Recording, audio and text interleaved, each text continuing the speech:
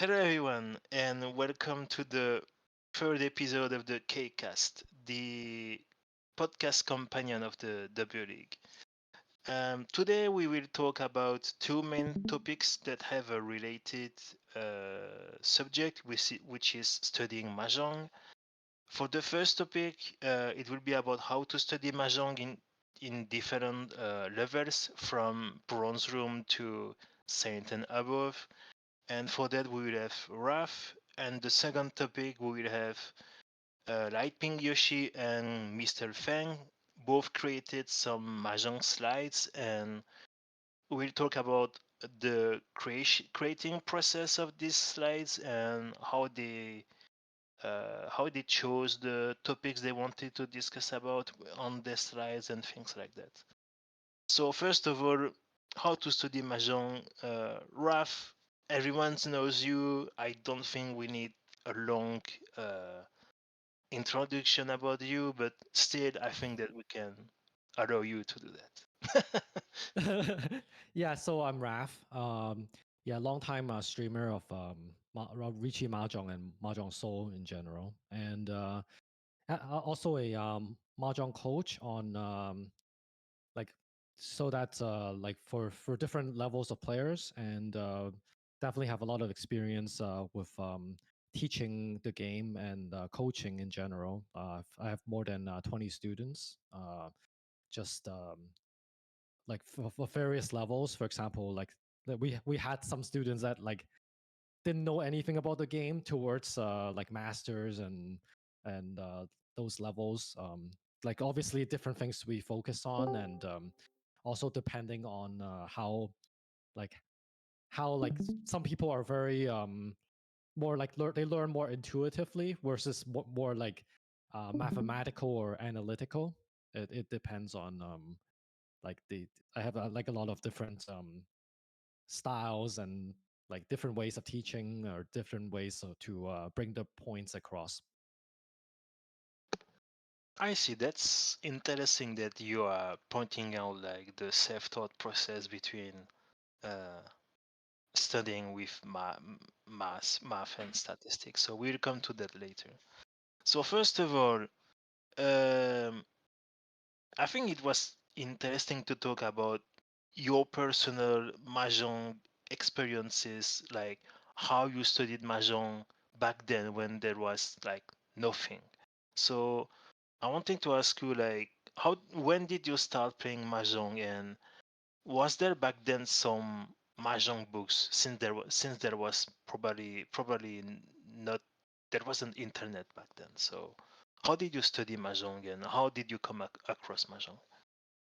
Yeah, so that's really some pretty old times. Like that was even before internet, right? That's pretty old. But back then, the first time, like I've all like as someone from Hong Kong, like in like as a kid, right? Like I always know what mahjong is. Like everyone knows what that is. It's kind of like everyone knows, like even if you don't play chess, you know what chess is, right? Like meaning like that's more like common sense stuff. Like for example, like the adults would play it once in a while, even though like some people are better than others or some people, but like in some like family meetings or whatnot, people would start playing that. Like just like nowadays, like people play like poker, or like they know what, like they play card games, they know what cards are, obviously. So at that time, it's something like within the culture. And then also in Richie Mahjong, that's when I for example, back then in Nintendo and Super Nintendo, that's a lot of games were developed by Japanese developers back then, because Nintendo is a Japanese company. So at that time, they've released a lot of games. At that time, though, like in America, like a lot of, like obviously in America, you get games that are like kind of translated, and you don't get any like Rishi Mahjong or anything like that. But like in Hong Kong or in Asia, like you would get like all kinds of games, including like not unlike untranslated games, which included games such as Rishi Mahjong. And basically it was more like knowing the basic rules, for example, making sequences and triplets, and then try to figure out what the yakus are by like trial and error, because like there really was not any books or anything um, of that sort, and the only thing I would be able to learn would be like Hong Kong mahjong, which is quite a bit different. So, but it was like as a kid, basically trial and error. Just like the games are so usually they come with like some type of tutorial. Like I don't read Japanese very well, but like at least I could understand what it's trying to say at least, because like it's like like most of the at the beginner levels, like the game is supposed to start off pretty easy, so that like it also like it gives you examples of like how you can make hands or how you can win and stuff, which is very helpful. So that's how I eventually learned. And then like and as time goes on, like during high school or whatnot, that was when like Tenho was out, which was the hot thing back then. Tenho.net. At that time, like it was running off Adobe Flash, which is the newest thing back then as well. Nowadays, like Flash is like completely gone too, right? But nowadays we play on Mahjong Soul. But at that point, that's why, for example, Ricci Book One, there's a chapter or two about Tenho, because that was the client that actually brought a lot of popularity outside of Japan. Otherwise, there were other mahjong clients, but they were either geo locked or they were not very accessible. And basically, you have to like if you want to play in those kind of clients, then you have to like kind of know a bit of Japanese, sign up, and like it isn't as intuitive to do it compared to Tenho, which you just click a few buttons and then like get your ID and that's it, right? And then click a few buttons and you can play. Those clients you actually have to fill in a form and so on and so forth. So, but that's when things start to take off, and that's how I learned up quite a bit more until probably like 3 or 4 years ago, I actually played it quite a bit more seriously in Mahjong Soul. Then that's how, and I started streaming and getting to know a lot of people and getting to know you, getting to know um, just everyone here, and it's been an interesting journey. Man, you mentioning Adobe Flash, that's the best way to know how someone is old. I feel old now. Yeah, I mean Uh, that was the hot thing back then, right? Like in oh in in in like in school too, right? We were supposed to like, for example, for programming class, right, or whatever, yeah, computer class, we're supposed to make Adobe Flash things so that like things move around and you put some different frames and stuff, and then you make sure like the two frames like, and then it adds like intermediate frames, so it like things are actually like moving kind of smoothly and so on and so forth.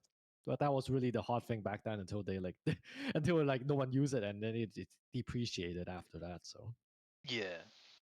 So you mentioned that like 2 or 3 years ago you started to play mahjong a bit more seriously, a bit more often.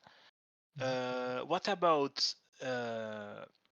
mahjong books? When did you manage to get a hold of some mahjong books, and did it change your understanding of mahjong and the way you see mahjong right now compared to when you were a kid? first of all, I'll show you like this that like Rishi Book One is actually the second resource I use. The first one was from Puyo, like that. He's a whole player, and he used to have a blog. And before that, like I know like the Yakus, I know the rules, but I didn't know any defense. But like so, but basically, I was playing on Tenho, and at that point, I still haven't read anything. So, and as a lot of people know, defense is a very counterintuitive thing. Like, if you didn't come up, like if no one told you about defense, it's very difficult to figure it out by yourself. For example, like understanding that the fruit hand rule, for example, is meant to be used for defense. Um, because like when you play mahjong, like in general, like in other rule sets, for example, like let's say Hong Kong mahjong or other mahjong, the concept of defense is like either non-existent or very very low on the list. The main focus of those games were to just form your hand as quickly as possible before other people do, kind of thing. Or it allows you to call a hell lot more without any penalties and or like or without losing value, which in Ricci Mahjong, because like if you keep your hand closed, then you can call Ricci. That adds a lot of value, and that's why we keep our hand closed in general, right? Otherwise, it would just be like a free for all, and everyone calls and cheese and pawns and cons, right? And that some of the rules and play styles are kind of like that. When you start off playing like some other style and then come to Ricci Mahjong, and then like people have like huge deal-in rates and call rates and everything, right? So Yeah. Talking about Puyo's guide, mm-hmm. I think that it was translated in English, but Yes. what was the original language? It's in Chinese slash Cantonese. Like in Chinese, it would be like basically standard Chinese. Like it's written the same way, but like Puyo is from Hong Kong. He's Cantonese. Yeah. Like he's one of the best players. Like he's I think he's 9 dan now actually. But Oh. yeah, because he went up quite a bit over like recently. He also has his own YouTube channel that I go once in a while. But like because he speaks a lot of Cantonese, that's why like it like if he speaks English, then I guess like everyone would go watch, right? But like Cantonese is kind of a dialect, and he has his own like he has his own viewers and stuff, and I go watch once in a while. But yeah, like not very well known in terms of like EN circles or anything like that. Mm. And I have an interesting question for you. So, Mm-hmm. did you read the Puyo's guide in English, or did you come across it when it was still in Cantonese? Yeah, it's still in it was in Chinese. So And did it help um that it was in Chinese rather than in English to understand it better? yeah, so everything was in Chinese, and basically it was like a blog. So like you're like one day you're like he releases like for example basic defense bracket 1, and then you have to wait like a few days for basic defense bracket 2. And Wow. basically it's basically like an updating thing, right? And then at the end actually it was still like pretty early in the internet days. His blog kind of got shut down for some reason, and then like he disappeared for a few years, and then came back with some more content, like uploading like YouTube videos, for example. Um, but like it's still in Cantonese though, so that's why like again the EN circles that like, you guys don't know that very much. I can share it with you. Like I have a copy of his English works. Let me just share the screen and I can show you.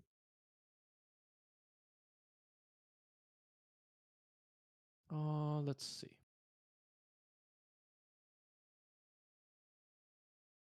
Yeah, you guys will have to switch to this one then, I guess.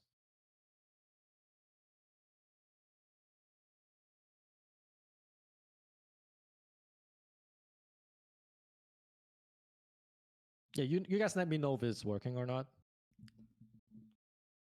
Let me see.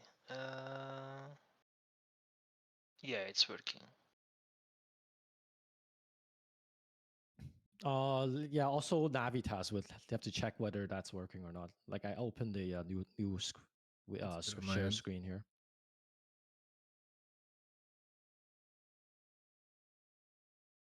I also have to do update it on my. Hold on 1 second.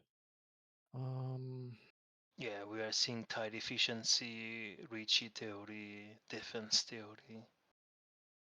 yeah, give me 1 moment. So for the folks that will see that on YouTube, I will put Okay. all the links for the materials that you will see on this segment. So That way you won't miss anything. Yeah, you see, this is back in January 27th, 2014. Oh yeah. So that is somewhere like 10 years ago, right? So that's definitely before Ricci Book 1 and before a lot of other things. Because I don't read Japanese, right? Like let's say if some people would read Japanese and they get Japanese books, and like obviously they would know a lot of things a lot earlier. But like here, like for Chinese people, this is the first actual resource that people can use. And again, this was back in the day in a like a website like updating format. So you see like 1.1, 1.2, 1.3, 1.4, and so on. Like like they're not released at the same time. They are like they only like also in this section there are only 3 chapters, but like there were actually a lot more posts than that. But like these are the things that were either deemed important or whatnot. So one thing to note is that like there are lots of it has very similar content compared to Ricci Book 1. It's very similar. However, what it does not have is 5-block theory.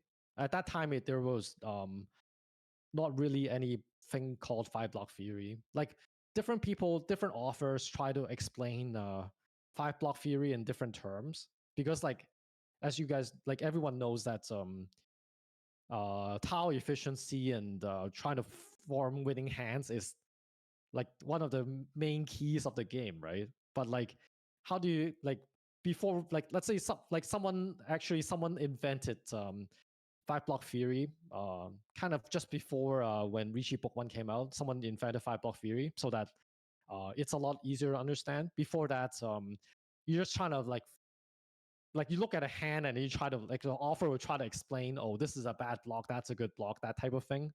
So some of that is still going on, but the explanation does not have the same amount of clarity as, for example, using 5-block theory or studying in that sense.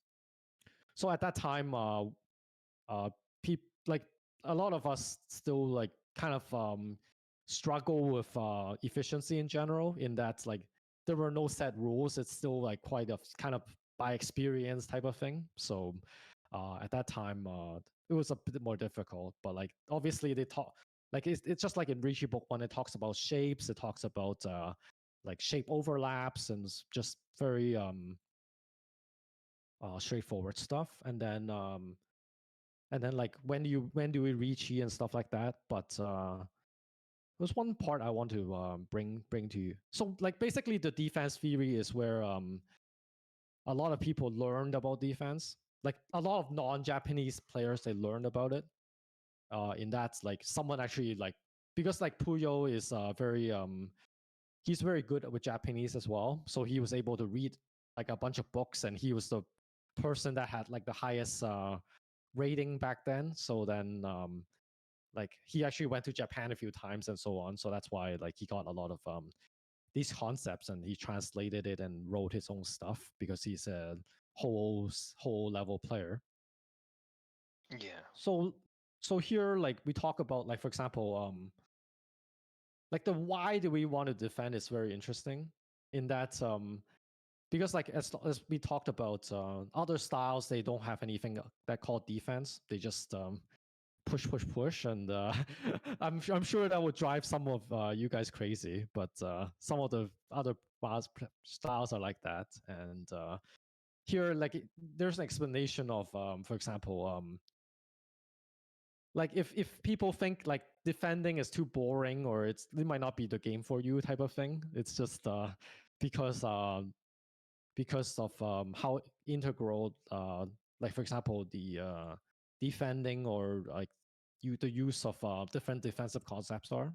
And it goes into for example also talks about for example clear out some myths. For example like trying to read some people's discards. Like you can try a little bit, like for example like if you look at something like this I and think you this try is to get more. I think this is more an advanced like topic to talk about. Like I don't yeah think this is something like even even master players should like start to think about. Maybe like if you're master 2 or 3, maybe that's something more important. But I don't think that this is not something that you should add in a guide like that, like in the middle of it. I think that's a bit too much. I mean, like you can understand though, like people that come in from like just other places or like new to the game, right? They watch some videos and think that like a really good player will like actually like know what the weights are, for example, while Mm, like in reality, like what we're doing, either throwing safe tiles or we're doing statistic or probability things, right? We don't actually know for sure what the weights are, and we never we try to like make sure we don't claim we don't we like, for example, like looking at people's discard, you can guess, but like you can never know, which is also important. Like for example, like people watching like animes, right? They would think that like obviously like if you watch Akagi, for example, then you would know, like you would think like, oh, like Akagi knows what the weight is, right? That's the idea. But in reality, obviously, that yeah, it it doesn't has to work be like explained. It has to be explained though. That is clear. Just like in any other, for example, like in poker, for example, we can kind of like, for example, like we like someone like go all in, right? You can try to like at the end it's a probability or like understanding of the game and probability, but you don't actually know exactly. Otherwise, if you know exactly, then you would never make a mistake, right?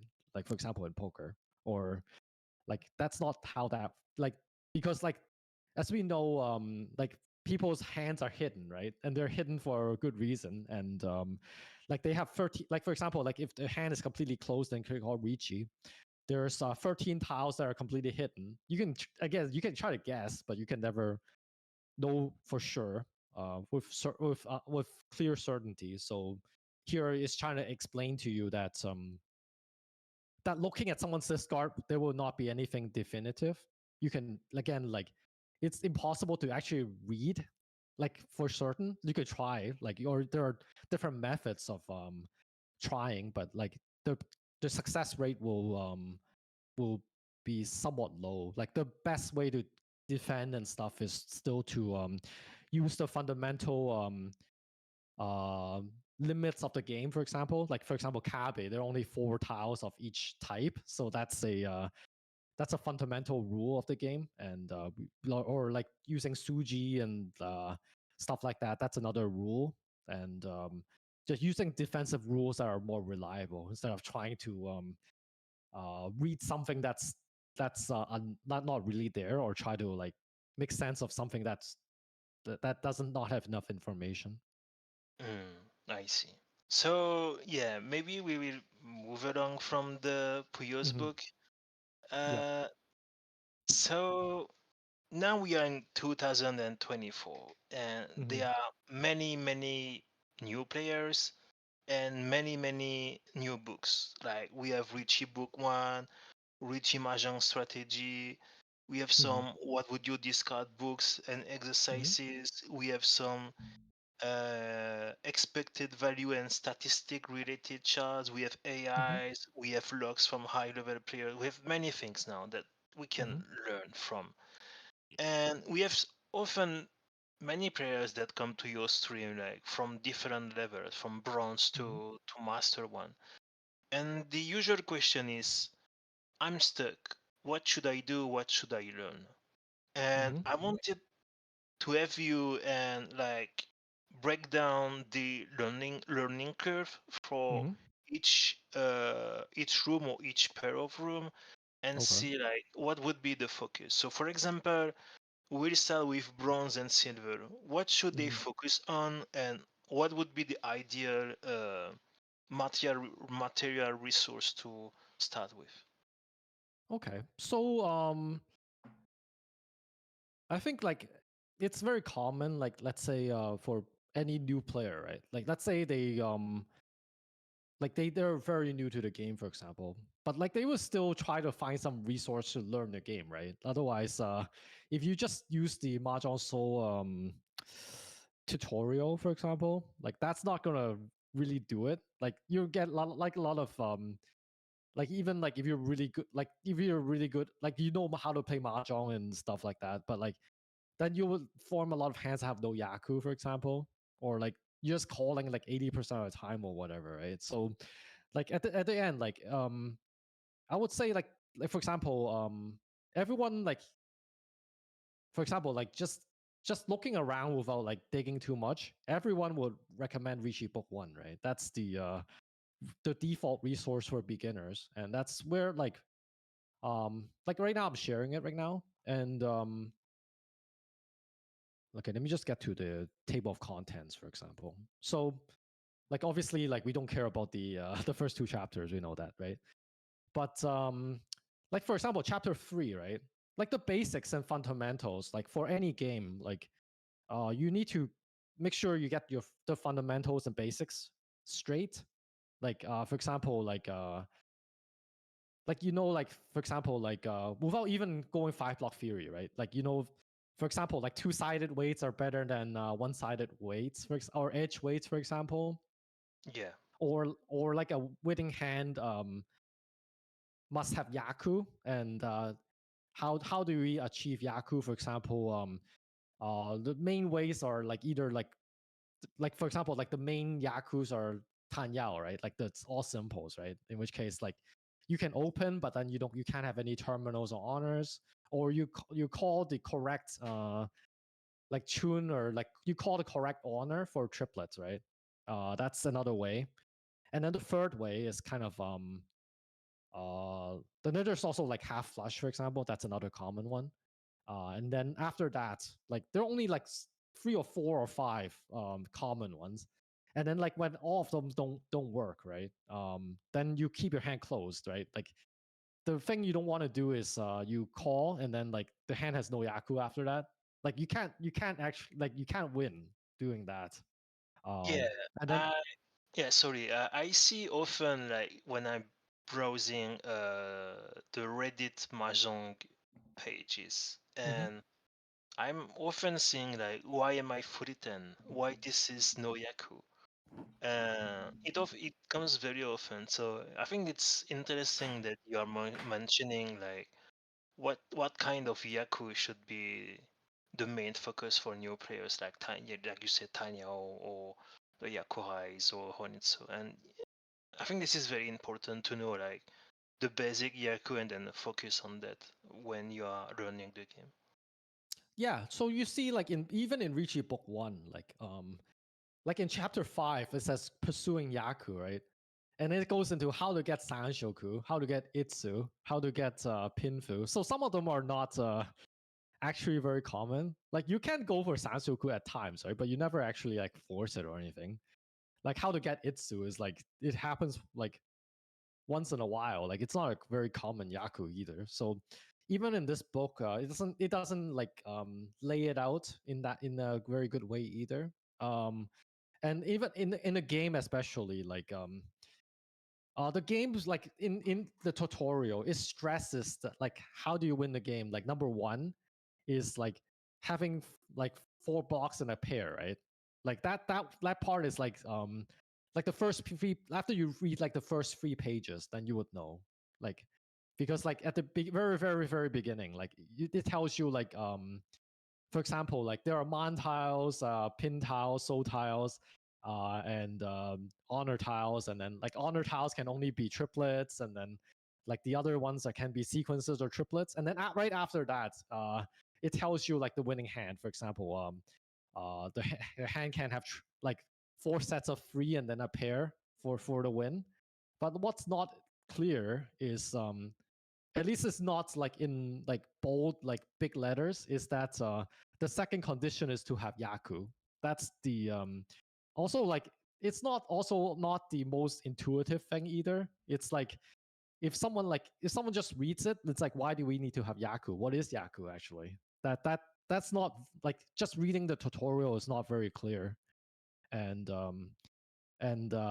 even for some people, like let's say they're streamers that are new to the game, some people like they run into no yaku, and then like they get confused more than anything else, right? They think they're doing something wrong, right? Instead of figuring out that it is a mechanic they have to learn. They think like it's either there some misunderstanding or some game mechanic that they would continue like no yakuing.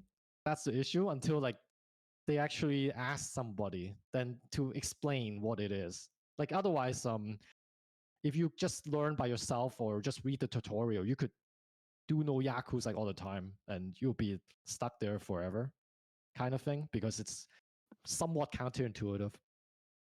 Yeah. So basically, for bronze room, it's all about learning the basic yaku and Yeah, try to recognize them. So yes, now, it's to like when I'm teaching, right? My main focus is what we call like the next level is efficiency, right? But even before that, it is to form your winning hand as quickly as possible before anyone else. That's one of the main goals of the game. Like you can make your hand, but like if you make it very slowly or you don't, like there are three other players, right? It's a four-player game. There are three other players.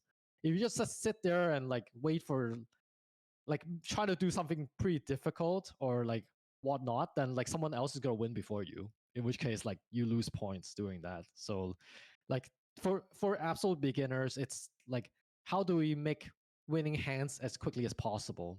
Like value and five block theory comes a little bit after that, but like the basics is forming hands to have yaku and how do we do that in a somewhat efficient manner or in a way that makes sense. so now let's go to silver and expert because otherwise Mm-hmm. we will never finish. Yeah, yeah. So silver and expert. So what should be the focus for these two pairs of room? Because I think that silver and expert is basically the same. Like there is not that much differences. I usually like I lump the bronze and silver together, and then gold room is the next level. I think. Okay, so what would Yes.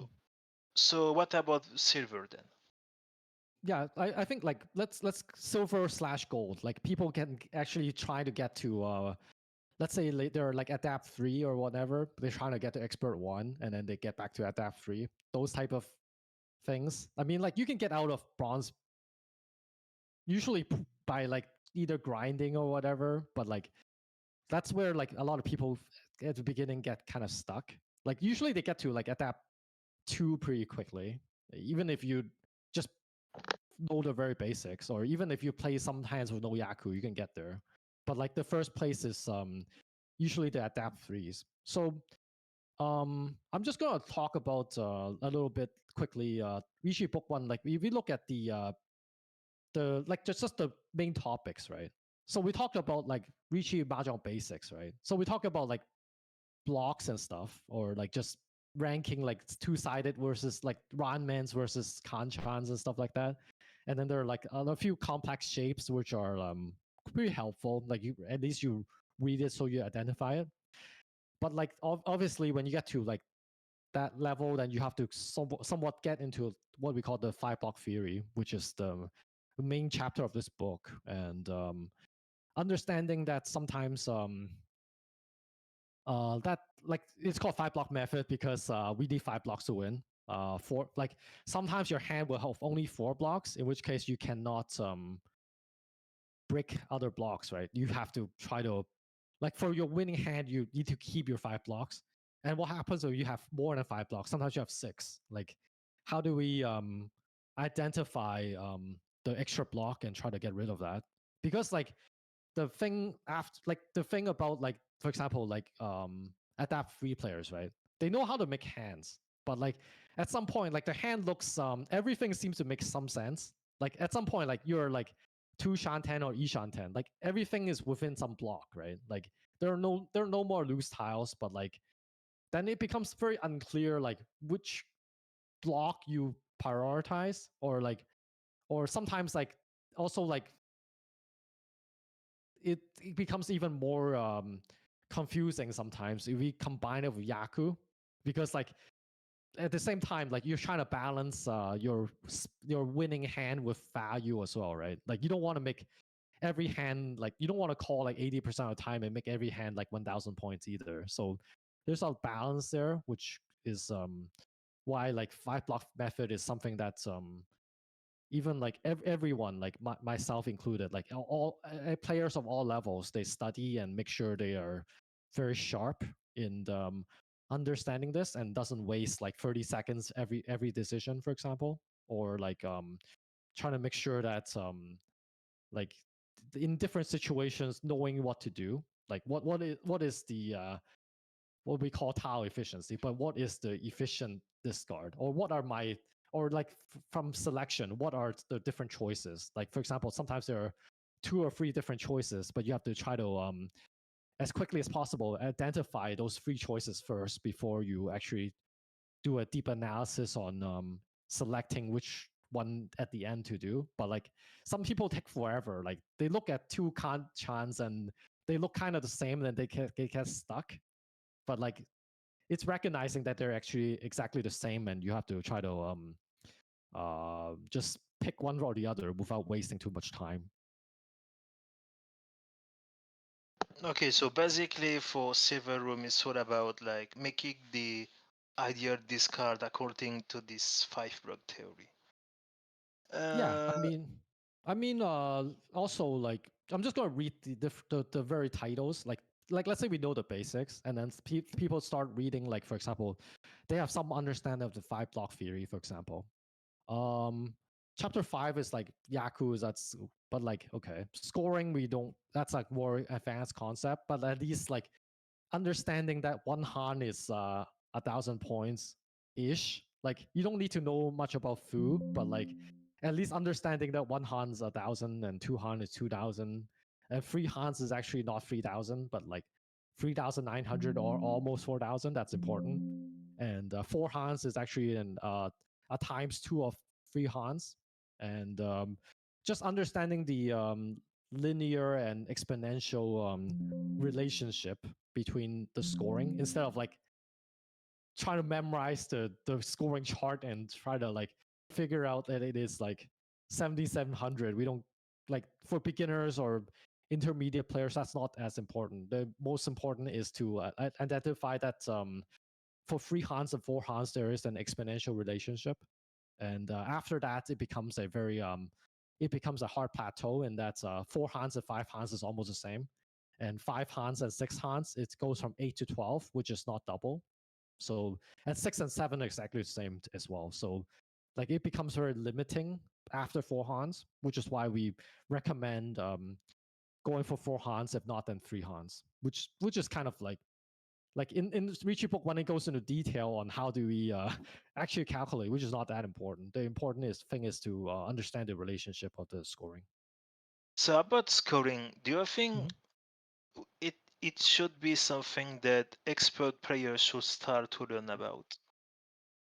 I think like in a very rough sense, in that sometimes like like the scoring is quite overwhelming, and like you're also at the same time like obviously in a game like there are time limits, right? So you're trying to like you're trying to like play efficiently and win hands, right? But like you also at the same time kind of have to figure out like for example, like let's say it's all last, right? And you have to, and you're behind by like X amount of points. You kind of have to figure out approximately how many Hans your hand needs. Like if you're behind by 5,000 points and you win a 1,000 point hand, then you still lose, right? That's kind of like how far like at least for beginners, that's how far that you need for the scoring. Like in that, roughly speaking, you need to at least like understand that like 1 Han, 2 Han, 3 Han, 4 Han, for example, like approximate values for those, and try to not win a hand and then still lose at the end, that type of thing. I see. So now we will go to master. Yeah. So what a master player should know about, and what would be the ideal uh, source material to run from? Okay. So like here, like we just went through like for example, so starting from chapter 7, like we talk about Rishi judgment, right? And that's something we discussed like what would you do in quite a bit of detail. Like that's like master players, like everyone at a pretty high level would they have different play styles, but they have reached everyone has reached some level of Ricci judgment. For example, like if the hand is quite bad and maybe you're ahead by enough, then like you don't need to Ricci, or like understanding that like in all last situations, like if your hand has enough points that you don't need to Ricci. There are some like basic rules about like Ricci judgment, right? Like some of them are pretty basic, but some of them are pretty advanced. So that's something that can come up. Number 8 is obviously defense judgment, which is obviously master players. Some masters get to master without defending at all, right?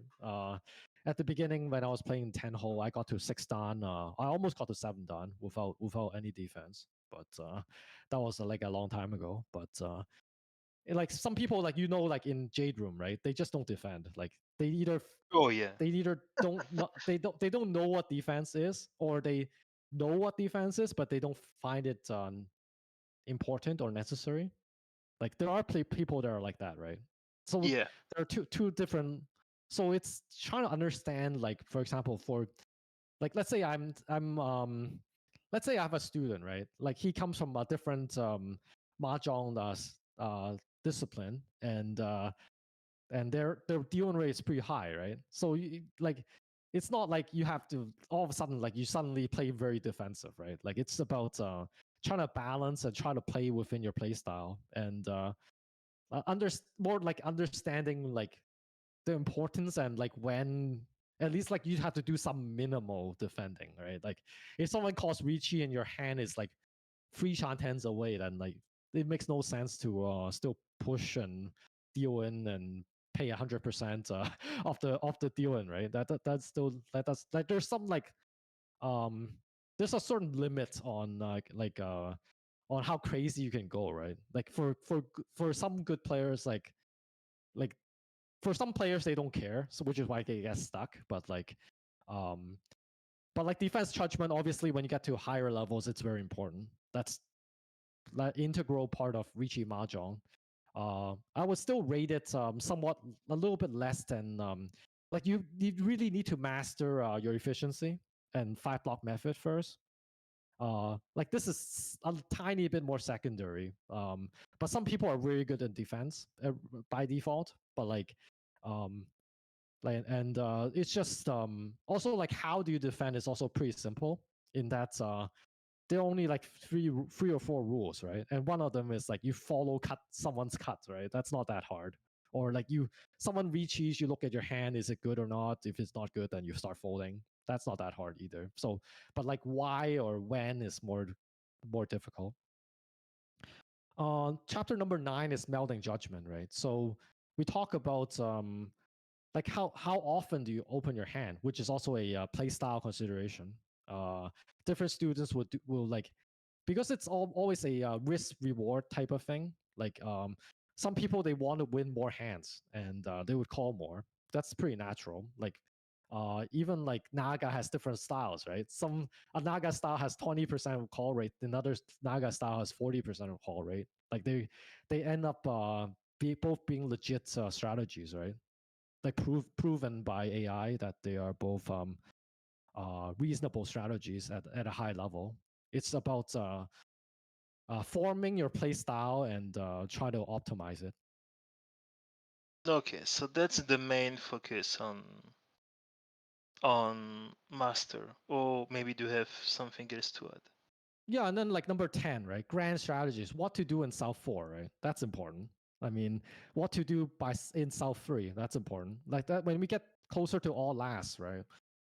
The decisions become more and more important. Like if you're playing a South game and you're in East 1, right? You have plenty of time. Like you don't want to lose a hand. Like you never want to deal in, right? But like Yeah. if you deal in at East 1, like then you know you're behind by like let's say 8,000 points. You know that, and you know that you have to play a lot more aggressively. But there are still time, so like you still like your EV is like your expected you can still come back, right? It's you're fighting an uphill battle, and there's a snowballing effect going on.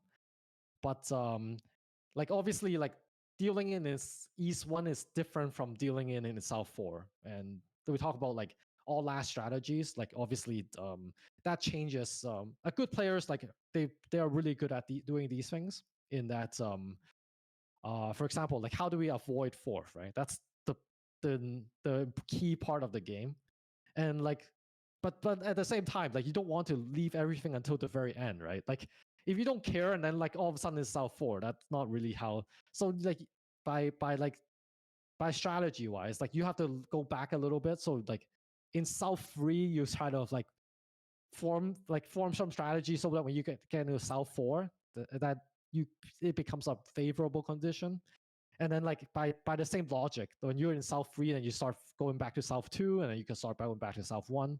So by that point, like usually like I would recommend like usually East, like for example in the South game, like East is where like you try to like make your big hands or try to accumulate your advantage.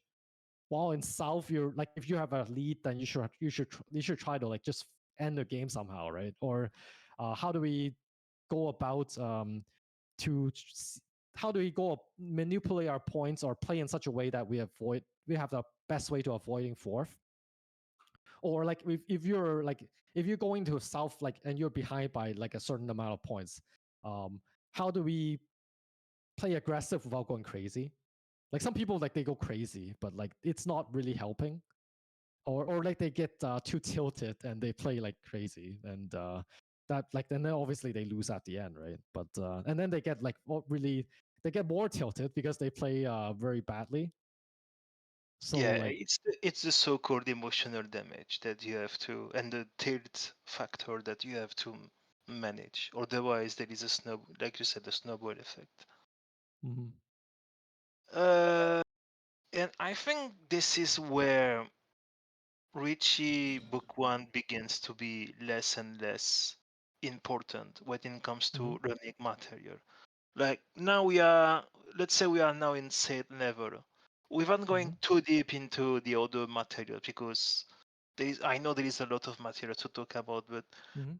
when you become a saint, what's left? I mean, like we actually go through and like let's say we master Richie Book 1, for example, right?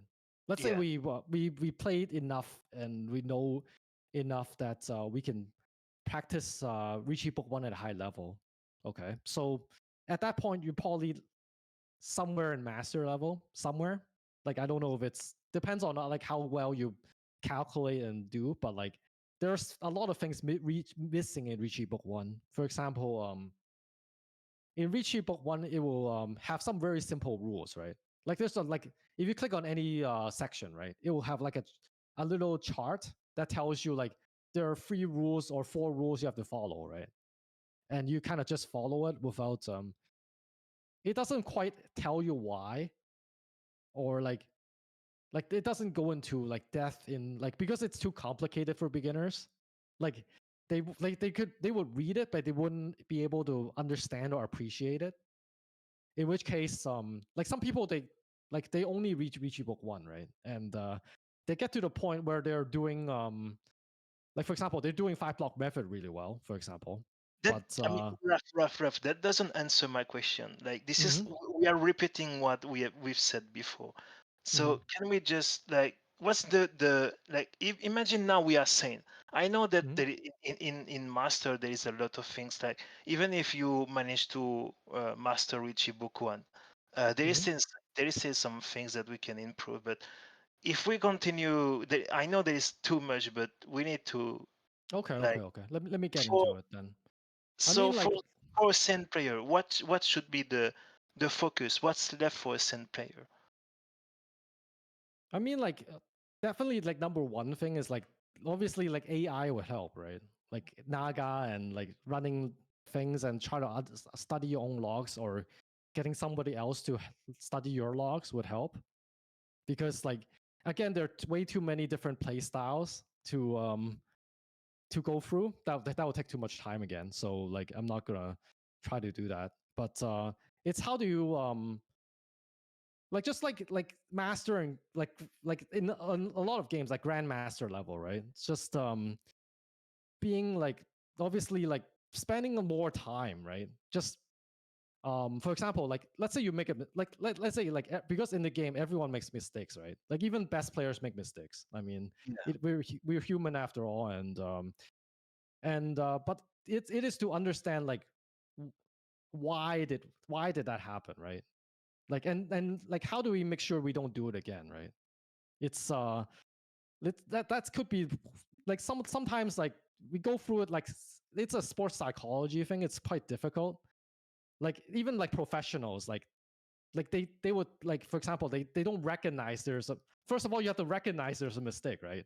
If you don't recognize it, you'll do it again and again, right? Like it's just like you can call it like play style or whatever, but you like you would do the same thing again and again because that's your habit or that's your play style or that's you have to first recognize that's not ideal. You have to make a change, which can be really difficult. But at the end, it's like a much deeper analysis of play style in general and try to how do you optimize your own play, for example, using like different resources available, including reading or AI um, or getting someone to look at your game in more detail, stuff like that. Okay. So I have one last question for you. So we've seen that there is many concept to learn. Like it start to become a bit overwhelming when it becomes to be uh, silver or expert. Even in master, there is a lot of things to learn. So Mm-hmm. my last question for you would be when you are a new player and there is a lot of new intakes of information. Mm-hmm. Uh, what do you say to your students so that they are not overwhelmed by this uh, wave of new information? I think like the game overall, I would call this a like the difficulty curve is more like towards like medium, I would say, because like the game is not supposed to be that complicated. Um like making winning hands and like forming like straightforward yakus overall like should not be a very complicated thing to do. Uh like obviously if you try to like optimize or like try to like try to make like try to like win as quickly as possible or like use 5 block method, that could be more difficult and that could be a slightly overwhelming. But like in general, learning the game or learning Yaku or just learning some basic mechanics, that should not be very difficult, especially for people that like play other games. For example, like let's say some people play poker or they play board games or whatnot. Like for example, like if you go to like a club or something, or like you go to some anime expo and somebody was there teaching Vichy mahjong, for example, you could probably pick it up and play like make some winning hands or play okay, like as a beginner, like given a few hours of teaching.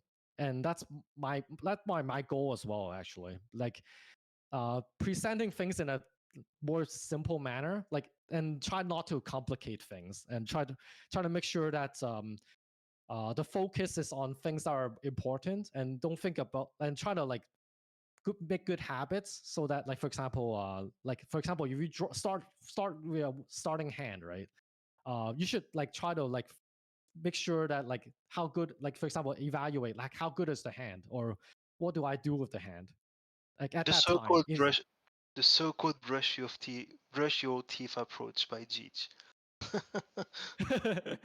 I see. Yeah. So yeah, it's supposed to like as coaches or as teachers or whatnot, right? We're supposed to make things simpler. We're not supposed to um but we're just supposed to use our experience um to make things like in a compartmentalized or try to like make it in a more acceptable thing instead of complicating things. That's not what we're supposed to do as teachers. So that's what like using different analogies, using different examples, making sure the focus is on what's important, which usually is either form like it's basically balancing speed and value and try to make winning hands before other people do. That's the main thing for at least for beginners at least. Okay, I see. So making sure that everything is like going to the point and not trying to make things complicated. Yeah, Uh, like if you start like talking about defense and then talk about calling and the calling talk about like that's going to be overwhelming, but like you go one at a time and try to make big steps, right? And once yeah. you do something and then like you can go to the next step and so on. Okay, okay, I see. Mm. Yeah, so I think that maybe because there is a lot to say, I think maybe it would be a good idea to make a part two for next week of this topic with you. Yeah, If sure. you are, Yeah, let's try to schedule and we can definitely talk like a bit about like because we never went into any other book, right? So I think yeah, that was that's why part of the that's why I was thinking like going for part two next week or later week and go a little bit like more deep into the subject because here I think that we've just like we've just looked at the surface of mahjong and not went too deep into it, which Mhm. we'll do a bit with our two next guests. So again, Mhm. thank you, Raf, for joining us for this segment about how to learn mahjong. And Mhm. we'll try to set up a part two because we know there is a lot to show and a lot to say. So thank you Yeah. again. Okay, thank you, Kodo. Thanks for inviting me. Thank you. Okay, take care. Yeah, same to you. Uh, so now we will leave the space for LightPinkYoshi and MrFeng. Uh, Before going into the subject, maybe we will both of you should present yourself. We will start with Mr. Feng. So hello, Mr. Feng. Hello everyone. Thank you for invite. It's a great pleasure and honor to be here to share about about the slides I make. And just want to start off that uh, it's actually pronounced as Feng rather than Feng, and it's Oh, more of okay. it's a word from a Chinese word, so that's a different pronunciation. Oh, okay. Sorry for that. Yeah, no problem. Everyone's calls it Feng right from the start. mm, mm, So what can you say about you for people who don't know you? Like this is the first time I think most of the player or most of the community see you. Like some didn't even know that you've made some slides. So maybe like explain how you met mahjong and how you I don't know how you who you are basically in a few words. I've been playing Richie for 10 years, and there was a period of time where I was quite actively involved, participating in discussions in the non-Japanese Richie community. If for those who are really old, um, I was like during the Osamuko period, when Osamuko group was still active. Ah yeah, that's a mahjong block, right? A blog, and I was in the Facebook group at the time. Ah, okay. And during my time, when you are a 5 dan, you are one of the very, very strong players already. Now the norm seems to be, I don't know, 7 or 8 dans, be considered a solid player. Yeah, Um, that's true. things have changed and we have come quite a long way. And personally, I have reached 8 dan, but I wouldn't consider me as a solid 8 dan. And I Why think you so? have to, because I haven't after I hit 8 dan, okay, I have two accounts, two Tenno accounts. So one is on 7 dan, one is on 8 dan. I usually play in the way that once I hit 8 dan, the other one I'll try to make it hit 8 dan again. It's very easy to drop back dan after you went up, you goes up a dan. because somehow for me, this is my own psychological issue, is that I go up a dan, I would think that whatever I do is a lot more correct by default. And that's where I lost my balance again, and then I'll do like reevaluate everything I've done again, things like that. I see. Yeah. Yeah. So for those, maybe I talk a bit about offline. I have joined 2 WRC. So some of you who have joined WRC might have seen me before. I have been away from the community for past few years because I was focusing on developing my local scene. That's why a lot of new players would not have known me. Yeah, now that I'm kind of back and trying to restudy Richie all over again, I've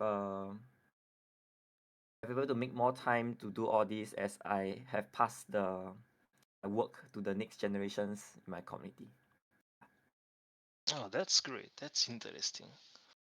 So now we have also LightPinkYoshi, which is a bit more known in the and active in the community. So LPY, hello, hello. Hello, I'm LPY, also known as Max. I am also a very unsteady 8 dan, so I've only gotten it once, and rather than lose it, I just stopped playing, started grinding more Soul Copium. I have a few. Have played since like 2012, but it took me like 5 or 6 years to really start wanting to actually play well.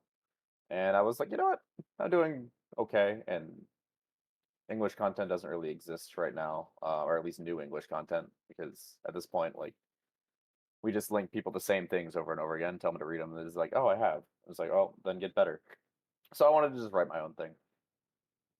You answered the next question that I was about to ask to both of you.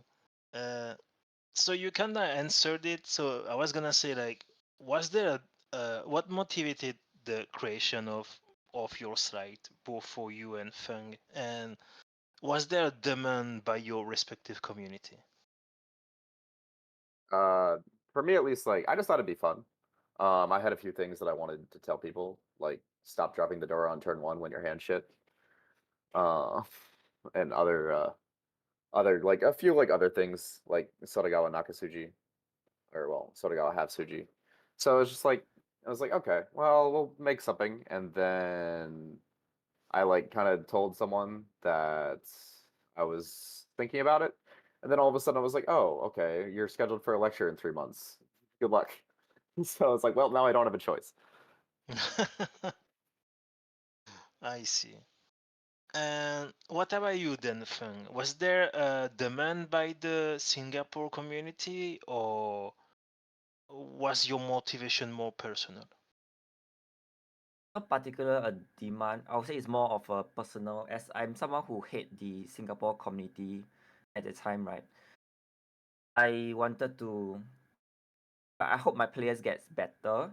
I would say my players, but the Singapore players get better. And there was a tournament that is coming up, so I just thought that making the time to taking the opportunity to just have a strategy workshop. And at that time, really, other than Wiki Book One, there's way less. There's only like, I don't know, I think half of the English materials available compared to now. And most of my players have kind of got over the basic stuff, and that's why I decided to come up with something new. I see, I see. That's interesting. So yeah, staying with you, Feng. So we will start with you. So since you created your slides in 2018, there wasn't that much English material. So what was your inspiration for creating your slides? Was it like your experiences or what you saw with other players plays or things like that, or you watching some streams? What was your inspiration to create your slides and the subject that you wanted to talk about in your slides? At that time, I was quite still active on Discord, and I do have quite a lot of personal observations of how certain players are playing, and I review logs that time. And also that also includes my local community players. I'm basing those problems, so-called common misconceptions or common misplay, and I try to work on it. And even specifically Suji, right? It was mainly a local demand. Someone has been keep applying Suji and keep dealing in and keep complaining about why they use Suji and still deal anyway, and that's why they are bad luck, that kind of thing. So I kind of the Suji theory, the Suji part was actually kind of rushed in, like I think 3 days before the workshop. I decided to do it. For in terms of the structure, how is it being argued? Things not argued, but how is it being laid, um, Layout. explained in the structure? I take it from Nikaido Aki's book on how she explains, and then I further support it using Hirasawa Gengi's book in terms of data, things like that.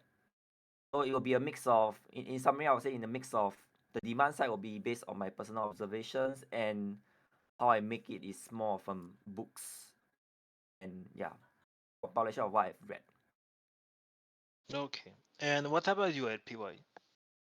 Sorry, can you confirm the question again? Sorry. Oh, sorry. So, what was your inspiration, and like, how did you decide which topic you wanted to talk about in your book, or in your Honestly, slides?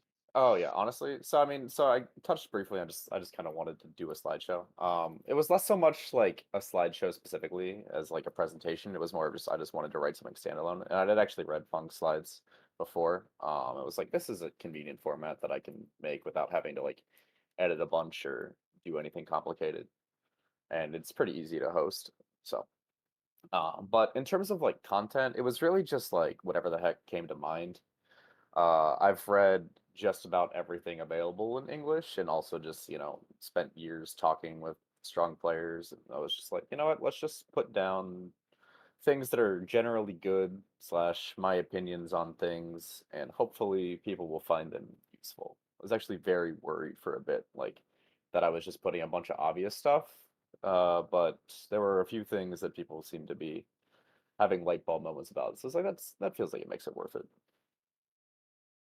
I see. So there is Markino in chat who, when we've talked about mahjong, how to study mahjong with Wrathss, Markino pointed out that something very interesting. So I will ask his question. So there is many definition about what is advanced and what is an intermediate player. How do you both of you define what is an intermediate player or what is an advanced mahjong topic?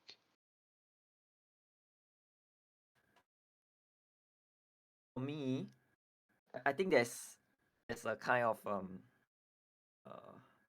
I think everyone's hope that they falls in the intermediate player section. And when I come up with intermediate, is basically something that is not covered by Richie Book One. I'm not Okay. trying to say that Richie Book One is basic, but I feel that at that time, the community everyone who has read Richie Book One would think that that is like basic. Anything that is you will be exposed for too long, everyone knows about it, such that they won't really want to visit again, is kind of like basic. Of course, if I were to try to consider the numbers, right? If you look at Tenho rank distribution, the peak number of the Dan is actually 2 Dan. That's the highest number at 15,000 account. 1 Dan is 14,000 account. I think if you master basic, you can easily reach 1 Dan, right? And practice a bit, you get 2 Dan. So I think intermediate is more like a 4 Dan concept, or like 3.5 Dan concept, where some players have been stuck there and they needed something extra to make the next jump. That's how I define it. That's interesting.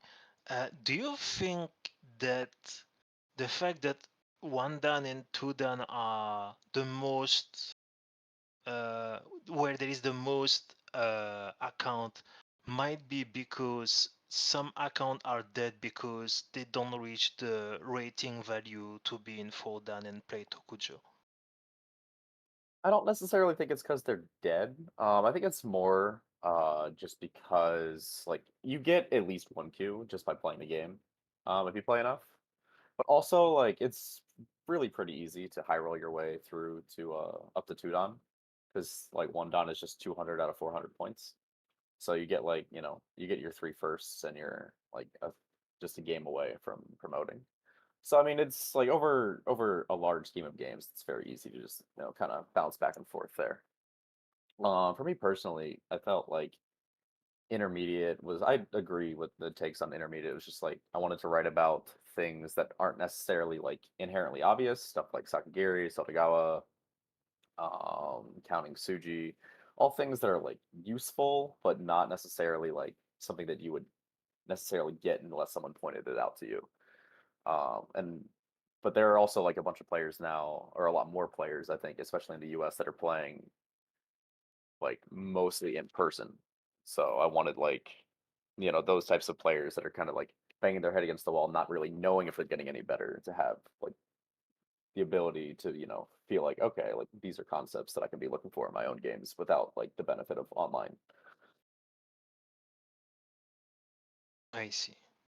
Um, Now I know that I think that LPY you had some people that helped you for making the slides. I know that in I think the first or second slide you are listing a few people, Navitas included, that helped you uh, making the slides. How did they help you? Was that like giving you some ideas or correcting your slides and maybe making sure that the idea that you want to convey is more clear? Mostly it was just me just like spamming idea, like spamming screenshots at them as like, hey, like this sounds good, right? This like this makes sense, right? No one had like edit access except like someone like helped me touch up grammar stuff because I just typed a bunch of incoherent sentences just to when I was working late at night because I wanted it to be done quickly. But like for the most part, like the people that helped, right? They're just like, the people that told me to do it, slash gave me a deadline, or just like answered questions, helped me find random like books and math and things like that. And just like anything like that. But all of the content was pretty much just like my ideas, and then it was just like refining it with, it's like, hey, like this makes sense, right? Or this isn't just like straight out of my ass. I see. And what about you, Feng? So you said that you got inspired by uh, a prose book. Was there some like did you try to consult some other prayers to help you making sure that what you are writing is clear or things like that? In short, actually, no. I was just on my own trying to rush the content out first, and because I'm one of the most veteran players in my own community, so there weren't much of help that I Uh, could get. okay, I see. And so let's say that now you finished your slides, Feng. Uh, what was the strategy to promote your slides? Like, did you reach out to some specific person? Did you post it on your YouTube channel or on Discord? Uh, Mm. Here's a fun fact actually. The slides was ah, only released 1 year after I created. Because during that 1 year, I wasn't confident that this slide should go out. There's this why? inferior complex that, because some of the content, especially, the honor holding thing, I'm not sure whether I should release it because I think it might cause some players' play style to skew towards heavily keeping safe tiles, and I think that is really very bad. Until Gemma Sakamoto tried to beat me out of it and tell me that this kind of things is something that the community should decide themselves, and they should just decide on what are the good things they should take, and even if it's something that they learn and they fall, it is their journey, and that's what really kept me to just release it. So I first just released it in the Osamako Facebook group and a community Richie Hub Discord channel. From there, I think um someone said that they want to put it on his website to share with everyone, and that's how it started to just being shared. I think at that time, this community was quite small, so it was easily reached out to a lot of people. Mm. That's you said something interesting. You said that the player should decide if what they are reading is will affect them or not, and that's their journey. I want to jump on that and ask: do you think, as an author of mahjong material, do you think that it's your responsibility as an author to make sure that what you are providing to the players is something that would fit them, or do you think it's the players that, like you said, should maybe select what they think is more important to them, and then it's their interpretation that matters more than what you have written in the slide. Yeah, I think ultimately it's more of a player's interpretation, because my slides is written based on the fact that people will know Diana Chiba's Richie Book One inside out. Their block method should be there, and they should know what I'm saying. If they don't read that, and they want to think that they're intermediate, they haven't, even though they haven't fully digest Richie Book One, they want to start applying intermediate strategies to feel more intermediate, and that's something I can't help. And so ultimately, books of different standard as in target for different audience. Be it, so for example, you can have a book that is more on discard reading, and people who are more analog are going to like that. And Yeah, I agree. whether maybe you hate, to some people, they might anyhow apply discard reading even though they are not ready for it. It's like that. Then it's just really up to them. Yeah, I I see. generally agree with these. You can really all you can do is make content, and if someone if someone reads it and applies it incorrectly and then blames you, you can make your own content. They can do whatever they want, but I think the goal, at least that I had, and is generally like a creator's goal, is just hopefully this will help someone. Or at least just and I also put a bunch of hedges and disclaimers of just these are just general ideas. I'm Yeah, I'm very much prone to just, using language that implies it is not 100% of the time correct. yeah, you've put a disclaimer on your slide saying that what you're saying is your opinion, and then some other players might think that they might have another opinion, or another interpretation on what you are showing. So yeah, this is definitely important. Yeah, because at the Uh, end of the day, it is my opinion, and so, but also my opinion, theoretically is valid, or more valid than other opinions in times because of the general skill that I have achieved. But also a lot of it is just pulling stuff from other resources and just putting them all in one place because people don't know that some of these other resources exist, or they don't really make the next step after reading something and then actually putting it all together. yeah. So before One last going, shout out from my side. One last shout sorry. out from my side. I think we should players should follow the reasoning Yeah, posed by any player. So any players who say anything doesn't really matter. Just if you think the reasoning makes sense, take it. yeah, I agree with that. So before going a bit more deep into both of your slides, so I have one question for you, LPY. So you've made a presentation on Discord for your club. How did you prepare yourself for that presentation, and what was the reception? So honestly, it's not even really my club. Oh, I've just kind of I'm now randomly the deputy officer in charge of teaching in New York okay. City, despite living 500 miles away, because I'm terminally online. But honestly, I didn't really do much prep work. I wrote the slides as a standalone, so most of the presentation was just me reading off of them. This is also the third lecture that I've done for Richinomi New York City, so I'm not necessarily unused to speaking in front of groups. But when I did do the lecture, it was well received. There were about 50 people actively participating in the Discord chat and asking questions. And then I think the YouTube video has been fairly well received as well so far. I've had a few people just reach out to DM me and say thank you, ask questions, various things. So I think the overall reception has been positive. I'm gonna be posting it a little bit more broadly after we get done with this. No, that's cool.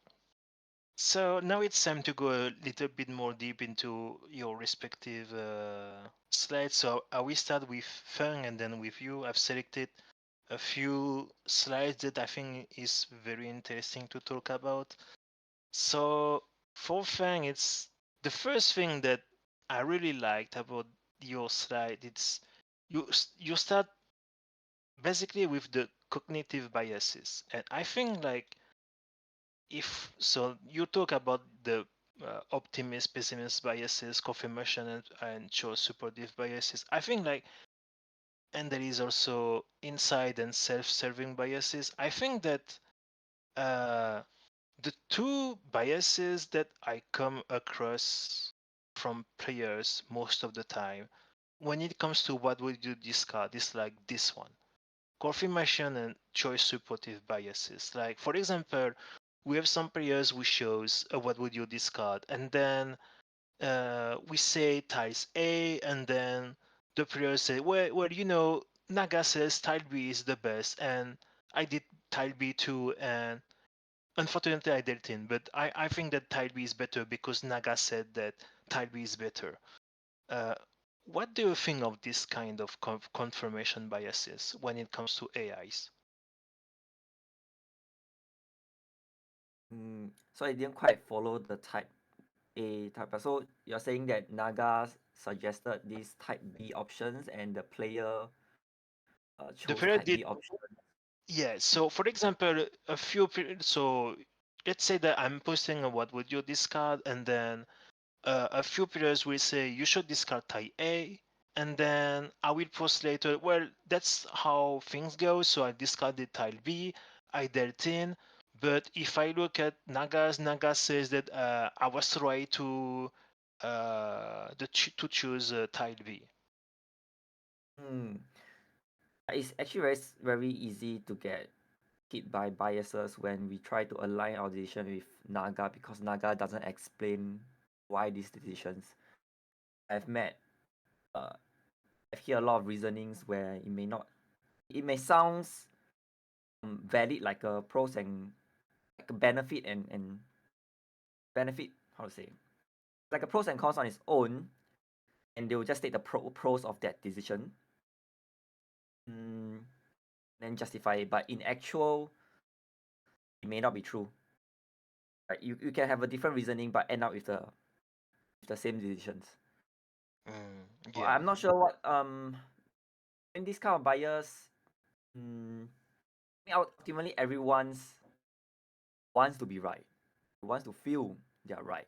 It's embarrassing to feel they're wrong, or it also a kind of an ego boosting thing that hey, we have been teaching that A is right, but see now I do B. I'm actually I could be better than you guys think. That kind of thing. It's not just psychology. There's some ego involved. There are players who are ego feel a better than the rest before the results or the numbers shows it. And do you think that having this kind of biases can hinder someone's improvement? Definitely, and that's why I actually started the slides with biases. Once you have biases, it's very hard to grow.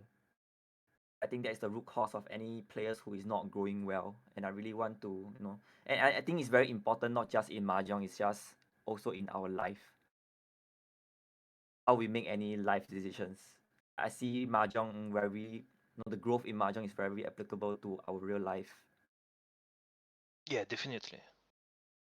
Yeah, that's something very important because recently, I think it was last year, I've come across a YouTube video where Japanese industry, instead of doing some basic job interview, they did some mahjong games, and they wanted to see how the players interacted with each other and how was their behavior when it comes to like losing or winning and things like that. Because if someone doesn't like to lose, then it might be the same if like they doesn't like when the boss says no to something or things like that. And I was very surprised by by that, like using mahjong for a job interview.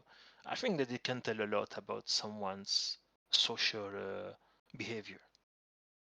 What do you think about that?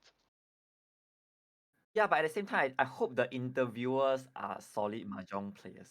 Oh yeah, Honestly, definitely. it's really about reasoning. You can have a players who is very weak in mahjong, and you will see how they actually try to reason out. You can give very basic logic, like or go by the no just pure Tao evidence. At least we can see that you are consistent with this particular logic, and you are not basing off with some pure intuition or pure feelings, and that's more important. That's true. So now there is this one. I like this slide. So basically, so for the viewers that for the listeners that won't be able to see the slides on YouTube, so we are looking at a slide that is separated by three segments. There is a segment that talks about first row, second row, and third row, and it talks about the nth turn against win rate. So we have a graph that says uh, the more the run goes on, the less chance we have to win, and in the same way, the more chance we have to deal in, and the more chance someone will summon. And I think that I've done some look reviews for master and expert players in this Discord, and what I've noticed is that this section, second row, when you say when in doubt, defend, I think this is not respected as much as it should.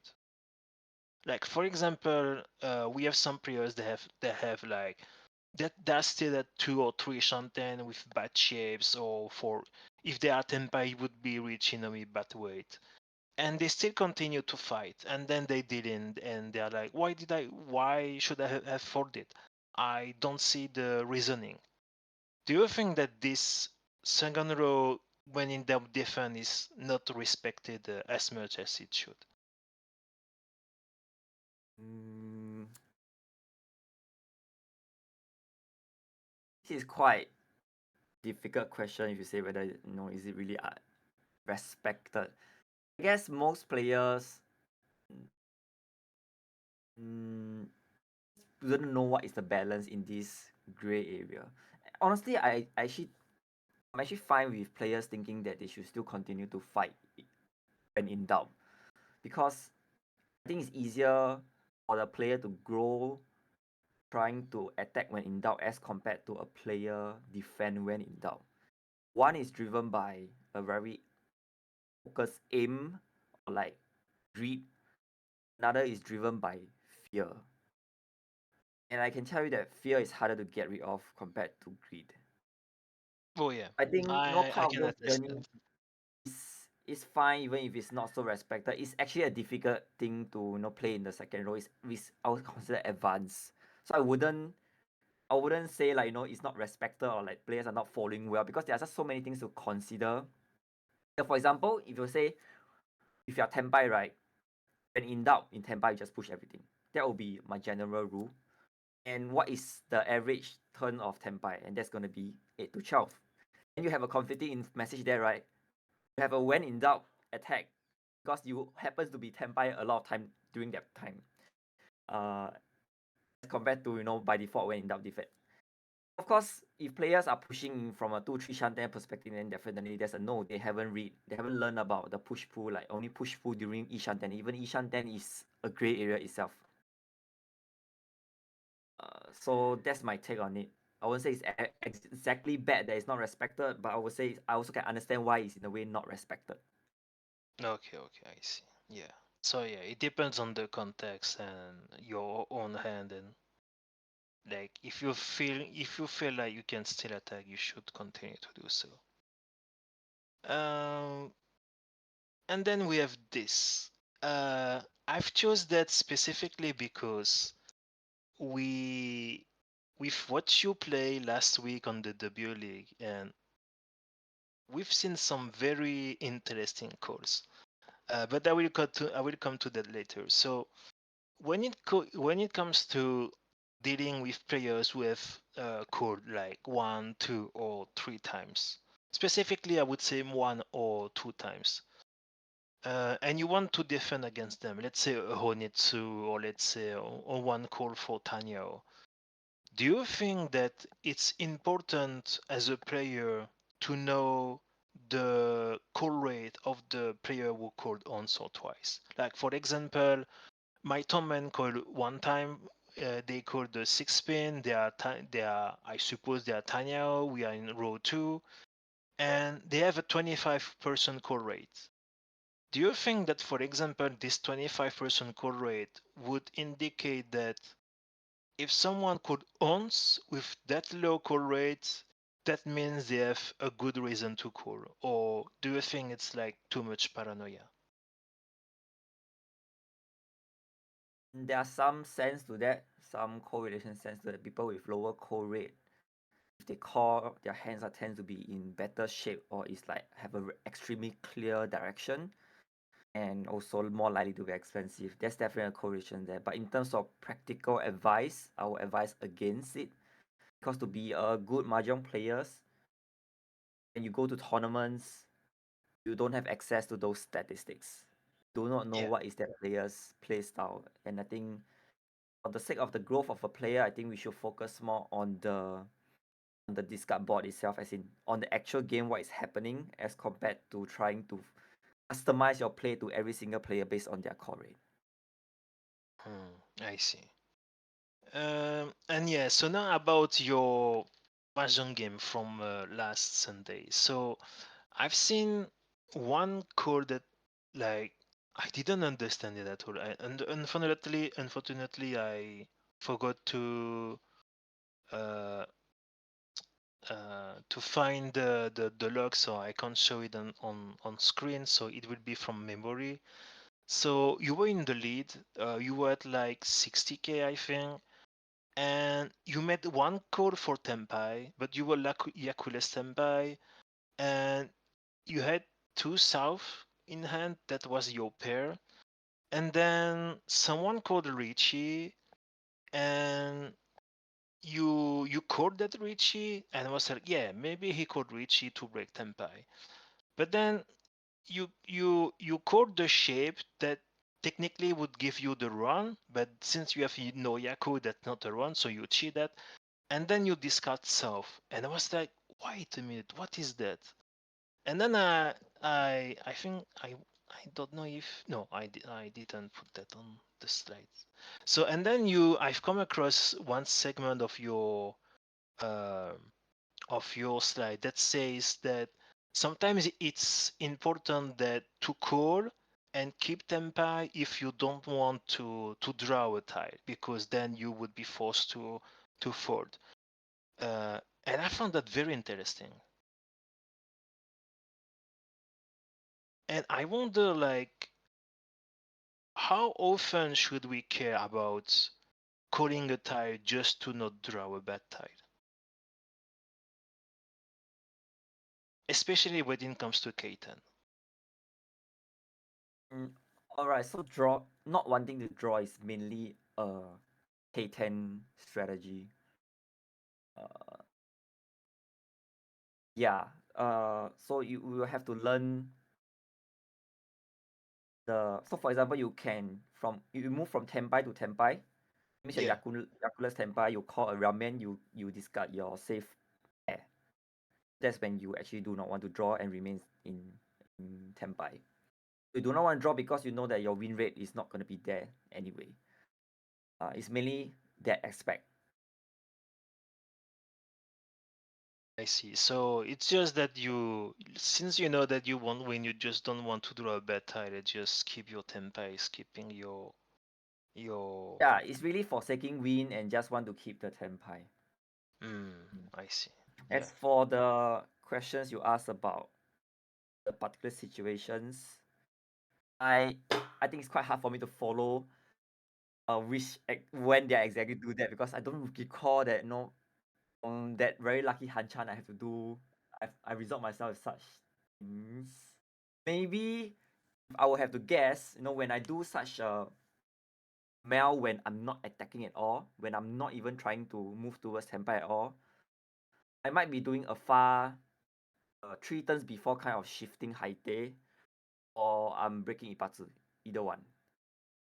I see. Yeah. If you Sorry, don't I find, couldn't find the log, so I didn't have the time to find the log. So yeah, if unfortunately, I it's can't not show of that. these two reasons, then I will have no idea why I did that either. Then Wait, without maybe seeing the situation. yeah. Wait, maybe if you give me 1 second. Wait, 1 second. Uh, let me see. Yeah, I think this. Yeah, this is this one. Yes. So if you, I will show that on my screen. So if you see, normally we should see on my screen what I'm sharing. So here you called 6 man from Toyman, and then you discarded the West. Hmm. So it's that situation. So I think this is the same thing. Like you are calling to stay Tempai, shift the Haite from Toyman. No, this is not a shift haite. This is keeping tempai. So this is tempai to tempai. Once I Mm. discard a sha, only have one draw. I have 2 draws left, right? So the next draw, if I draw a dangerous tile, I will just dump the sha again. Yeah, 2 draws, but I just need to bet that one more draw is a safe tile, which is a very high possibility in third row. Okay. Oh yeah, because then you would draw a tile, discard the second sub, and you will still be Tempai. Yeah, I I see. remember in actual game I drew 3M, right? So then 3M will just tanky it. I secure the K then. So despite this lead, I pretty much just trying to get at whatever score I have, just freeze points on the table. Yeah. I mean, this is something that I never seen. So when I saw that, I was like, wow, this is something that I need to learn because this is amazing. I never thought about that. So then we have one last thing for you, Feng. So you ended your slide with this. So saying that you are looking for some ideas for some next slides or for workshop. So now we are 6 years later. Do you have a project for a second slide? I guess I have started the journey on this 6 years later. After starting my own channel, I decided that as I go topics by topics, and I can, because when I do my videos, it's gonna be in slides as well, right? Once I've got gathered enough themes or topics, then I will compile some of them into a particular theme. So I wouldn't want it to be a general, very vague like intermediate strategies. I want to be a more focused theme, and I would not differentiate too much of whether is it supposed to be advanced or intermediate. I think individual topic insight will be broken down into basic, intermediate, advanced. For Yeah, here is example, your YouTube. like a Sakiri topic, you can go for very basic to very advanced. Basic will be just following the numbers. At what turn you Sakiri. Advanced will be you looking at the how likely do you think you will draw the tile, the likelihood of you getting backfired versus you think that you will not get backfired. And that is already subjected to like discard reading, understanding expensive or cheap suit, things like that. Yeah, I see. So yeah, I will like for the pupils who are in Discord, the links are already in the K resources channel, and for pupils on YouTube, I will put Mr. Feng slides and his YouTube channel on the description of the video. Yeah, so that's for your slides. So now we have um, LightPinkYoshi. So I also have some question for you. So I would start like, because I'm also a big culprit of that. So it's all about like players who sakigiri too much versus players who are hoarding all the safe tiles. What would be the advice for this kind of players to solve that issue? Yeah. So honestly, it's just hard. Like you play a lot and you eventually just kind of get a feeling for like the timing that's good. And it's gonna change sometimes, and sometimes you'll like and I mean it can vary based on your hand quality. But one thing that I think like people should actually pay attention to that I should probably actually put in here. That's the other thing is I actually do want to edit these slides and just have them as like a living project. Um, I think people should like think about the times where like they hold a save tile and then like it's turns like they hold a safe tile on like turn 3 or something or turn 4 because like why not? Like they specifically cut outside of Yakuhai order like to hold a safe tile, and then they get to turn 6 and they now are cutting the safe tile because their hand is too good. It's just like so noticing when yourself when you do that and thinking is like okay should I have actually kept the safe tile or like was cutting it a mistake or was just playing inefficiently to begin with a mistake is definitely like a good way to just like start kind of getting that timing because eventually it just kind of like becomes something like by feeling rather than something you think about. Talking about timing, like we hear a lot saying that like if you're Asian 10, you should keep a safe tile, or if you're perfect Asian 10, you should go full efficiency. What's the balance between these two situations? I think a lot of times like just look at a lot of times it's just look at your hand and ask yourself like how much do I care if I miss this tempai because I cut this tile.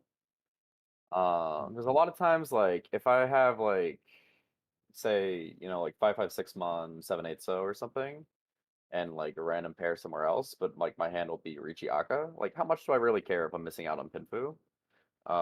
That I like lose out on the Onko draws. So a big thing is just like ask yourself ask yourself the question constantly like am I okay losing the efficiency that I am cutting here? How upset am I going to be if I backfire? Because like that's the whole point is you are going to backfire sometimes.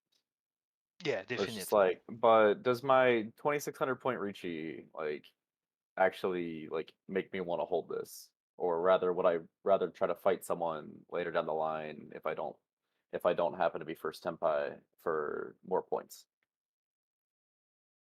Yeah, it depends. So basically, it depends on like if you want to be greedy about your Asian 10 or if you are fine about losing Ukele or things like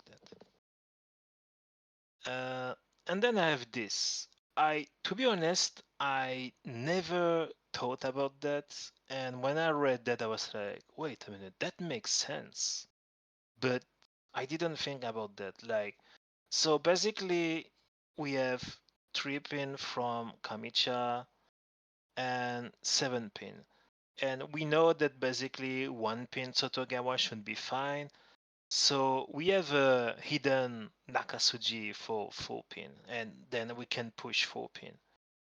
My question would be, how important is this concept? And do you think we should be uh, comfortable about hand reading for this concept? So this concept is why I made these slides. I straight up think that like having the lightning bolt moment for myself of just like, oh, if I think something's Sotagawa and it's half Suji on the other side, then I can just like push the 4. Single-handedly is why I stopped spending 500 games in 6 dot and actually got Hove. Um, I think it is incredibly important, but you also then have to, balance that with like actually do this on purpose.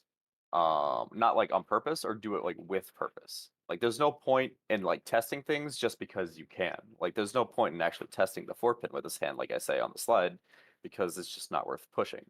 But like in an all last situation where I needed the points, like I would feel pretty good about those cuts because like I think especially in a Tokujo room, or like a like reasonably skilled Jade lobby, like Sotogawa is very, very consistent because people just play in ways that make sense. Yeah, that's true. Yeah, technically, this kind of players who plays in Jade Room or in Tokujo, they should have mastered their efficiency. Technically, that's the keyword. And then we have this one. And I think this is, in my opinion, very important. And many players are a victim of that when it comes to defending. So we have tournament we called Richie. And you basically explaining like, yeah, we have 9 pin and 9 man, which is Suji to both 6 pin and 6 man. And the question is, what's the difference between 9 pin and 9 man? And you say that 9 pin is more important because in case if Kamicha goes Richie, we have 9 man against Kamicha. And my question is like, do you think that some players are a bit too narrow-minded when it comes to defending, thinking that it's more like a 1 versus 1 rather than 1 versus 3? I think it's really easy to tunnel vision on the Ricci because it draws your attention. And I think also a lot of people like know how to fold, so they autopilot it, and they just don't really like think too much. That don't really think too hard about it. Um, so I think like the key real like topic here is just like actually pay attention, like because the Ricci no longer needs your attention, right? Their hand is what it is. The only thing you really need to see is the tiles that come out. So like if you see someone pushing, like, you know, they're probably not pushing for no reason, or maybe they are, but like that doesn't mean them pushing for no reason doesn't mean that they aren't still gonna be tempai. So you just like set yourself up in a situation where if a second Ricci stick does come on the board, or like the open player does push something, you know, that you don't have to just like only choose one if you had the choice to set yourself up better beforehand. And I Yeah. think the flip side of this is that sometimes you're just going to feed Dama from someone who is pushing, trying to get out ahead of their Ricci. But like, such is life. Oh, that's funny because that was the next slide. So looking for Dharma signs. So we have Shimocha who called Richie, and then we see Toyman pushing 8 pin. And then so you're explaining that this player discarded a tile that unfortunately dead into Toyman. It was 2 pin. And you're explaining basically that if they paid attention to that 8 pin push, even if it's Sotogawa to 7 9 pin, the fact that the first place is discarding an 8 pin, it should be a sign that maybe they could have gone with Chun, because this is a pro game, and if a pro with first place like is discarding this 8 pin, there should be a reason, a purpose for that. And do you think that, again, same question, how how would you advise a player? Like sometimes this some player says like, yeah, I'm not good at tracking Tsumogiri and Tedashi, and I don't know which tile is Tsumogiri, which tile is Tedashi. And do you think that at that point, when it comes to defending, it's very important to pay attention to Tsumogiri and Tedashi from all players, or for some specific players? Honestly, like I'm okay. I'll say this: I'm also bad at tracking Sumagiri Tadashi. I mostly just ignore it. I think it's important versus open hands. If and sometimes like you'll get smacked by Dama. I think Sumagiri Tadashi is less the important thing here, and more of just like asking yourself the question of it's like, okay, what world would cause would cause first place here to push 8 pin? Just like, and then just like you quickly arrive at the result of, oh, they have a good hand. Let's let's not tempt anything, because like the Chun Chun is like almost always going to be safe. Yeah, it's already And on skid, and because even just buying yourself a single turn can make Toyman have to make Toyman have to fold, or push a few more tiles and then like actually set off your alarm bells, or maybe someone else like makes the same mistakes, or the Ricci sumos or the Ricci deals in. Like buying yourself even one turn can change so much, which is why like optimizing these fold decisions is so important. Also, full disclosure, like I just put this in because I thought it was cool, and I also just like looked at the picture and immediately cut 2 pin because I was like, what else do you cut? But then I was like, yeah, oh yeah, this makes sense. I would have done the same. I would have cut 2 pin too. Like if I was in a game, I think that, yeah, like I would see it pin. I would say, oh yeah, Toyman is going with the Sotagawa because 7 9 pin, and I would also cut 2 pin. And then I think like this comes back to what Raph said, that you dealt 10 and the question is why, and then that's where we have to go back to the log and then check what happened and try to interpret correctly about our decision, and maybe if we correctly assess the situation and so on. So I think this is definitely an interesting slide about defending, because defending is very difficult in my opinion in mahjong. It's not just like following the cuts and going for genbutsu. I think there is more than that when it comes to defending. I think that we've covered everything that has to be covered. Wait, before going, do you guys have anything that you want to add, Mr. Feng or LPY? Nothing super major. Thank you very much for inviting me on. I'm gonna be I'm gonna be throwing these up on Reddit and linking to there's also a YouTube video that goes along with these slides where I kind of answer some questions that came up as people did. For Fung specifically, please tell Wesley he's bad for me and that I'm looking forward to seeing him again. Sure. I'll tell Wesley that he's back. No, that he's bad, that he sucks. Oh, he's bad. Okay. All right. Sure. I see. As for me, yes, I just would like to again thank you for inviting me to this podcast, and I'll be. It's really a great pleasure for me to share more about what the process of the slides, and also get to share about my future plans. And I hope that more people will benefit from whatever content I'm about to create in the near future. Thank you very much. Definitely, I think it's very important to have new mahjong resources in English. So definitely, I'm sure it will help some players from different skill levels. And again, thank you to both of you who accepted the invitation. And now we have the classic staff teaches mahjong. Maybe if you're interested, LPY and Feng, maybe if you're interested, you can participate in this. Like we have some what would you discard? We have Navitas who is explaining his thought process, and maybe you can like participate in that and having your own ideas about what type to discard. If you are okay with that, Navitas. Yeah, of course. I'm always happy to hear more opinions if you guys want to stick around. Up to you. So we'll start with 4 what would you discard from the W League, and then we have 2 bonuses that doesn't come from the W League. So we have this one. Yeah, so right off the bat here, we have a pretty okay hand with the White Dragon's the Dory here, and we have a pair of that. So our hands does have pretty good value of like 3 Dora, but Toyman is already declared Ricci here. And so kind of the question really boils down to like, how do we kind of want to try to defend against Toyman? And I think pretty quickly you get to sort of 2 discards, which are the 2 so, which is going to be Suchi to the 5 so. And you can also see 3 of the 1 so as well, which helps protect against the 1-3 so Kanchan.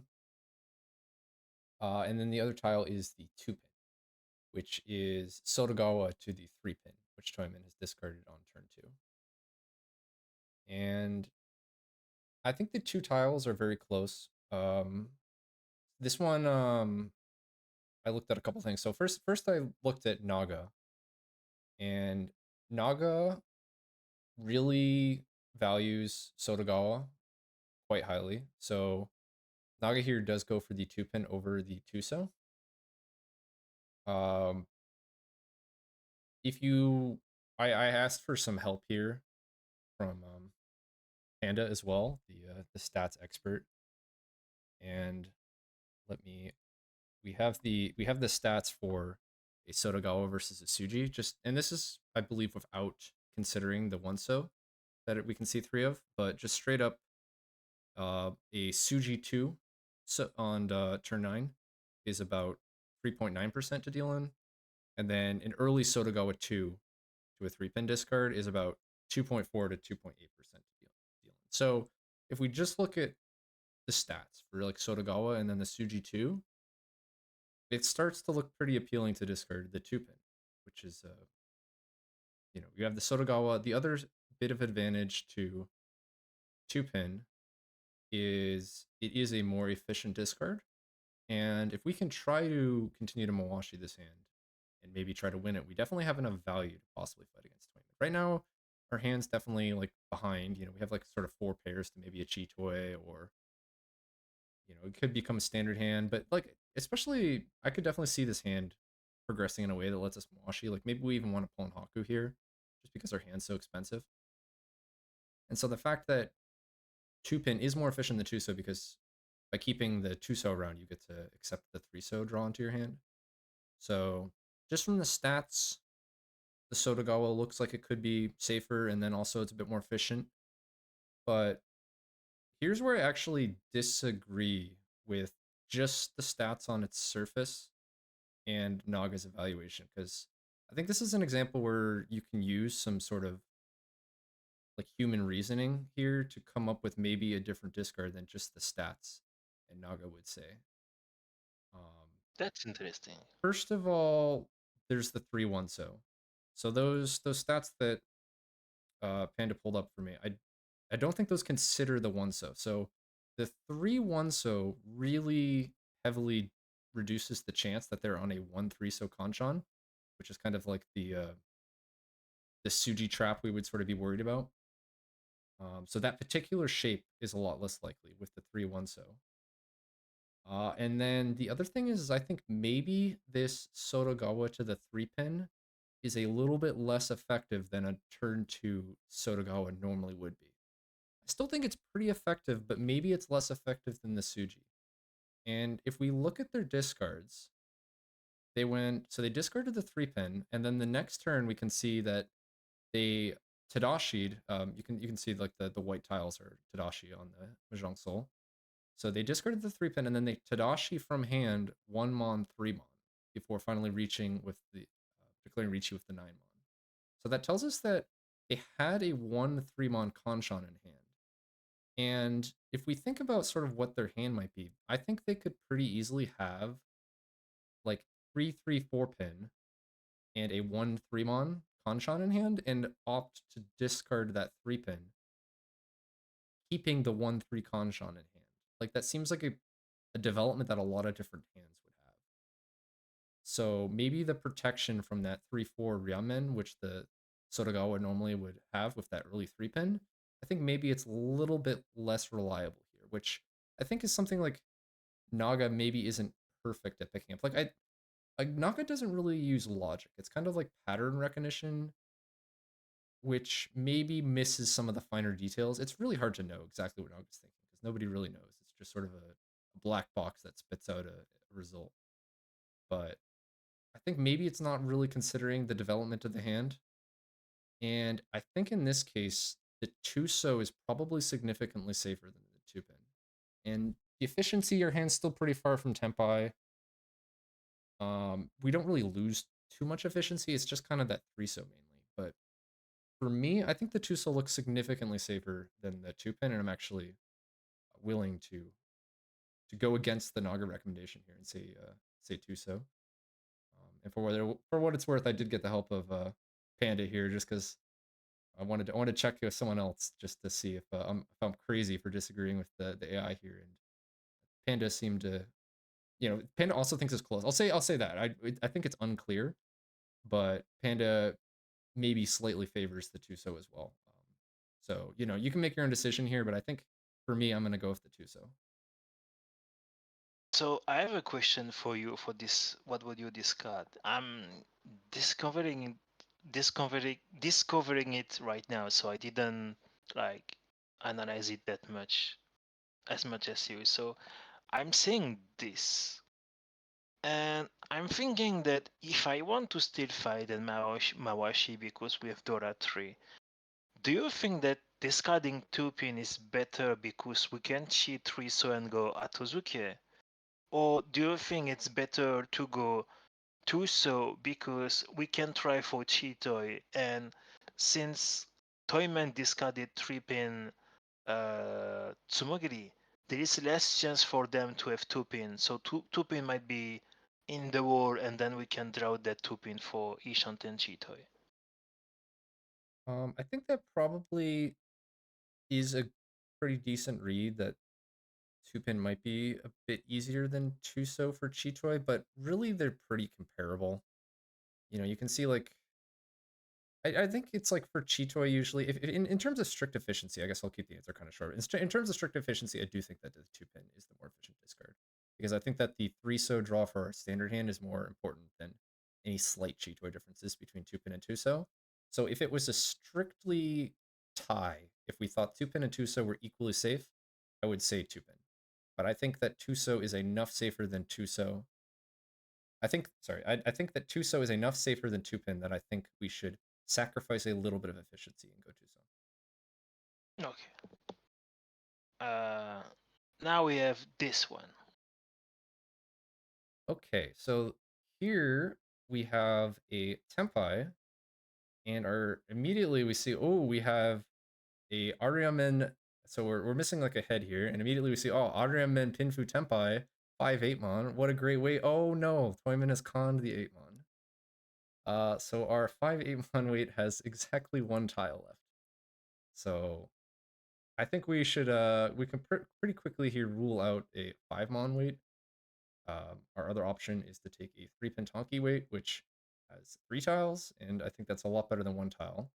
So I think pretty quickly we can decide that the best discard here is just going to be the 5-mon. And then the question is, should we declare Ricci or Dama? Because there is a 6-pin which we have discarded, and so we could go for the Suji trap on the 3-pin if we do declare Ricci. But that might work at some, depending on the table you're playing at. However, at a higher level, the Suji trap, I'm not to say it never works, but a lot of players at a higher level are very wary of Suji traps on 3 and 7 because they recognize that it just goes wrong too often. It's a lot less reliable than like 1 and 9 Suji is like very reliable. 2 and 8 Suji is like pretty reliable. 3 and 7 Suji it goes wrong a lot because there's just so many different shapes it deals into. It deals into like Penshan, Kanshan, Shampalm, Tonki. There's a lot of different shapes that you end up dealing into. And so I think that like going Ricci here and trying to fish out a Suji trap a lot of times just won't work. Someone will just fold even though the 3-pin is Suji. The other things is like we don't have to Ricci. Dama is definitely an option here because we have Tanyo as a Yaku, and we also have Dora 3 here.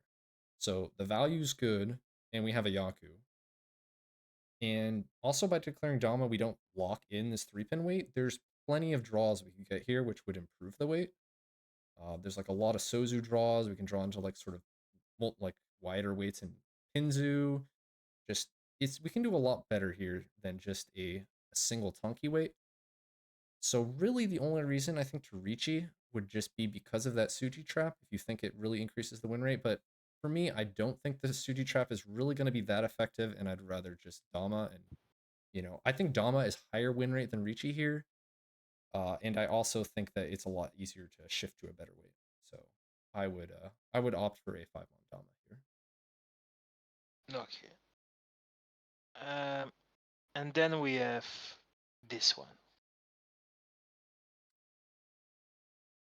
So this one we have a 2 Shanten. We have the Dora is the East. It's an all last hand here, so we're trying to see if we can make a comeback. Last year to get first place. And the Dora is the east is Dora, and we'd have this Chun pair, which looks pretty good as a Yakuhai, except it has already been discarded twice. So the Chun pair is completely dead. If we kind of just look at quickly at the blocks, we're kind of in a 6-block situation here. We have 1 3-mon, 5 6-mon, 8 9 9-mon, and then like the Anko 4-pin, and then the 2 honor pairs. And so it seems like typically what you want to do from 6 blocks. Sometimes you can go keep all 6 blocks, but often the correct choice, as like a recommended by Richibik 1, it's good advice. Just typically 5 blocks are better than 6 blocks. So I think our first instinct should be to try to cut a pair here, to cut a block here. And considering that the Chun is completely dead, it really doesn't contribute much to the hand. And so I think that this is a situation where it's a pretty clear Chun discard, I think. But I think it's still an interesting what would you discard, because I think it kind of showcases an easy to make mistake, where I think this one's not really that debatable. I think Chun is the clear like best discard, but in game we saw the Naimon come out, which might seem like, I mean, hey, we there's a clear Itsu here staring at us with the straight and the Monzu, and so it's like, well, we don't really need the Naimon anyways. Like, why don't I just discard Naimon instead of Chun? And it's like kind of an easy mistake to make, but it could end up backfiring. Like, the issue is with 6 blocks. Like, say we discard 9-mon here, and then, we draw 2-mon, things are going great, and it's like, okay, we draw 2-mon. Well, now we definitely need to discard Chun. Then the problem is like, if we draw into another Dora, at that point we don't have another pair because we dropped the 9-mon too early. This is always the issue with 6 blocks. It looks great at 2 Shanten, but as soon as you get to E Shanten, you typically have a worse E Shanten, and that's why 5-block theory tends to work. So kind of just using this one as a showcase, like, it's important to discard from the Chun here rather than the 9-mon, even though it doesn't look that important. Hey, Navi, do you mind if I pop in for a second? Yeah, go ahead. So I just want to ask a question, actually. So if Chun was 1 cut, what would you do here? In that case, I think it does switch. I think at that point you do discard the 9-mon, because in that case, I think the 6 block is worth it, because if you can pull in that last Chun, it does set yourself up kind of nicely. I haven't really done the score calculations too carefully. I guess you could. It'd be kind of awkward because you're only getting 3 Han hand after calling. So Well, if you're cutting the 9-mon theoretic, or well, I guess yeah. Once you palm the Chun, the Itsu's dead. Because I was thinking of cutting 3-mon for that purpose. I might not. I might try for the Itsu. Just, well, it's tough because of the score. I think if the Chun has 1 left, it depends on how much you want to open for a 3 Han hand. I guess the other thing is that you can open on Chun and then get another Dora. Try for Mongon that way. But the problem is that, like, after you pull for the chat, the problem is that after you pull Chun, you can't get Itsu anymore.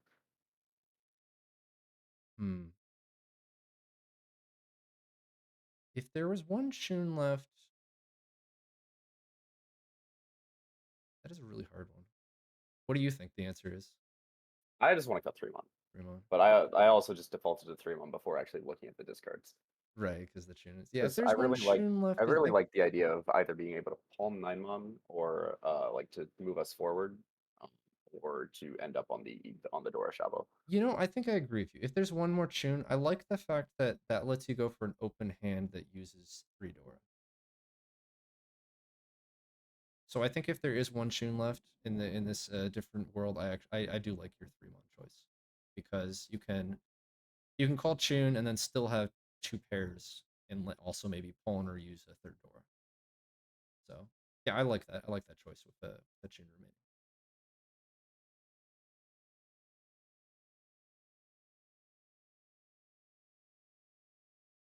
But, I think we can go on to the next one. All right, so we only had we ran out of W League submissions here, and so to sort of fill out the segment, took this one from a game I was watching Kodo in the voice chat before this started, and I thought this was a pretty interesting situation here. Kami chose his Richi, And we find ourselves with this Ishan 10 here. And I think we could, for me, I think the main discards are we can discard the safe 7-pin and have basically like a perfect Ishan 10 that also has a Sonshoku chance with 4, 5, 6. Or we can discard the 3-pin, which isn't Genbutsu, but I think it's close enough to Genbutsu because there's a 4-pin Kabe and it's also Sotoga with a 4-pin. So it's Theoretically, if we're cutting 3-pin, when we just cut 5 mon, I guess the 3-pin is safer. The 3-pin is the safer. Ultimately, we'd have to cut the 5 mon, but I think we would do 3-pin first. If we discard the 3-pin, instead of relying on the 3/6 mon Ryamen, we have the 2/5/8-pin Sanmenchan. And so if we just kind of assume that 3-pin's safe, because I think it very rarely deals in here. So maybe like an unlucky Chitoy or something, but it's pretty safe. If we consider that like 7-pin and 3-pin are both going to be safe, it's just which do we sort of prefer here? This perfect Ishan 10 with the Sanshoku chance, or do we prefer this Pinzu Sanmenchan? And I think I was looking at it, and I think I really like this Sanmenchan. This 2/5/8-pin weight looks really good. We also can kind of consider which tie we have to discard at Tempai, and I think 5 mon is very slightly safer than 4 mon, just because we can see 3 4 mon blockers from the 2/5 mon Ryamen. Of course, it's going to still be dangerous. We can deal into 5/8 mon, but I think whereas like 4 mon, both 1/4 and 4/7 look pretty live, I kind of like that the 5 mon is only really dangerous against 5/8, and that you have some protection against 2/5 mon. So I think 5 mon's like slightly safer as a tile to discard at Tempai, and then also I just prefer the 2/5/8-pin Sanmenchan over the 3/6 mon. So, and of course we have door 2, so we still have a door 2 Richi even without the Sanshoku. So I kind of liked the 3-pin here, even though it gives up the Sanshoku and is maybe a little bit more dangerous than the 7-pin.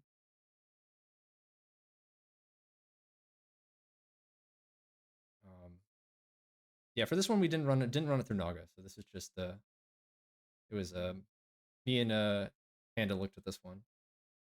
But I think it's interesting. What did you think? Are you tossing the good tile? I kind of just want to jam 5 mon, if I'm honest.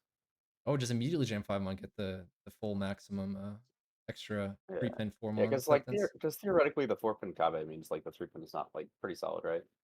In terms of like you might be able to draw into it. Yeah, that's pretty reasonable discard as well. But I guess there's also the reality where we draw like we cut 3-pin and we draw like 3 4 mon, and then we can just cut like west. Right. Yeah. I think it just I'm willing to lose a little bit of efficiency just to delay having to push 5 mon. If Sanshoku isn't real here, I want to cut 4-pin and then wait on the 3-pin Shabo because it's fun. There we go. Nice. Okay. Well, we had one more final discard here, and this one was I was asking for some what would you discards, and Jish sent me this one from his Jade Room game. It's a pretty early discard here, and this is just kind of pretty much just like a strict sort of like efficiency hand building question, where we have kind of like basically like 1 Monzu block, 2 completed Pinzu blocks, and then kind of like a couple like 3-pin and 6-pin, which are like great tiles to find our pair for the hand. So kind of like 3 blocks in Pinzu, and then we have this Sozu Penshan and this 6-0 floating tile. And so, all the Monzu looks very useful. I don't think we should ever really discard this Aka 5 this early, or the 2 Mon. So I don't want to touch the Monzu. All the Pinzu looks great. 3-pin and 6-pin both seem like great tiles to try to find a pair with. So I think we can pretty quickly get down to Sozu discard. And we basically have, should we break from this Sozu Penshan to keep the 6-0 floating tile, or, go for the full efficiency, keep all our blocks, and to go ahead and discard the 6-0, keeping the Penshan.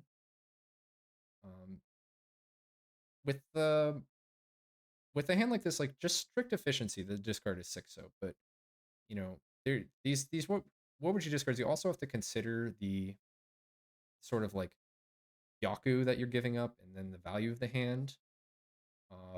If we do discard the 6-0, and especially if we draw like a 1-mon later or something, even if we draw the 4-mon to use that Aka 5-mon, a lot of times we end up on kind of like this bad way, either like Richi Nomi or Richi Dora 1, which aren't like the most expensive hands. And so this is kind of one of the classic cases where I think you can it's a pretty reasonable rule of thumb where if you have Hanyo chance and a Penchon, a lot of times you can just cut the Penchon. Penchon's like the weakest block out of all the blocks. And it's especially when it's preventing Tanyao like it is here. You can already have it as a pretty good candidate. In addition, you're cutting the Penchon for a very strong floating tile. 6-0 is excellent for Tanyao. It's like one of the middle tiles, which all the blocks it forms are going to be Tanyao. It's also right next to the Dora 7-so, which is just perfect. And so I think this is one where we should sacrifice a little bit of efficiency, break from the Penchon. In terms of which order you break from the Penchon, I think you should go for the 1-so first. That keeps the 2-so around, which if we draw 3-so, I think there's definitely some possibilities to keep the free 10 Ryamen. But also we keep the 2-so pair draw and the 4-so Ryankan draw. So yeah, my answer for this one would be the 1-so, which keeps that 6-so great floating tile here.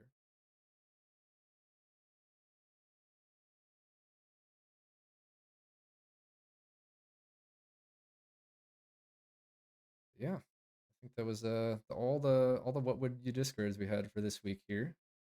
I guess I would send out a request if we don't, try to, if you have any interesting moments in your W League game this week, please send them into the collection channel for the Kcast, so we can it's kind of fun when you have more questions from the if possible, I'd like more questions from the W League itself. I think it's more fun, but I think we had some good ones here this week, which yeah, we're had some interesting answers.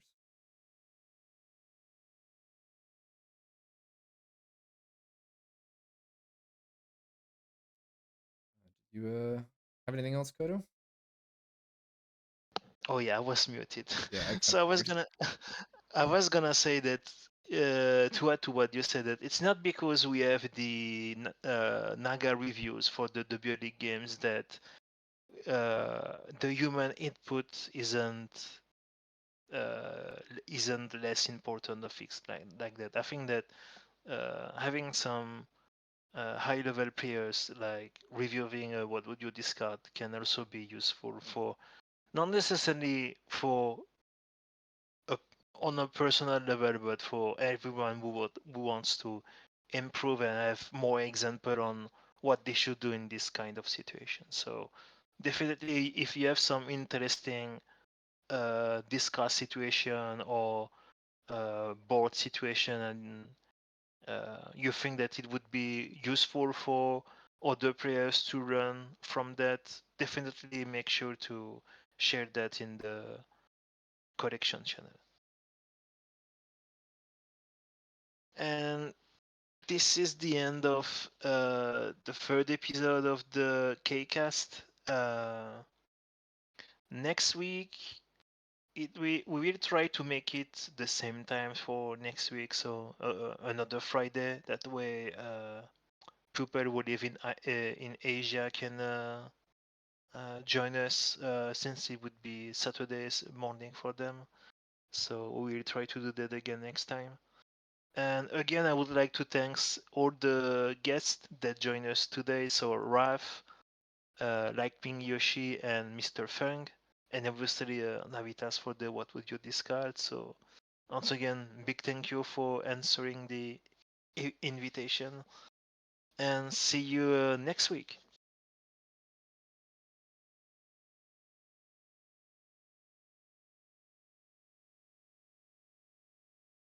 And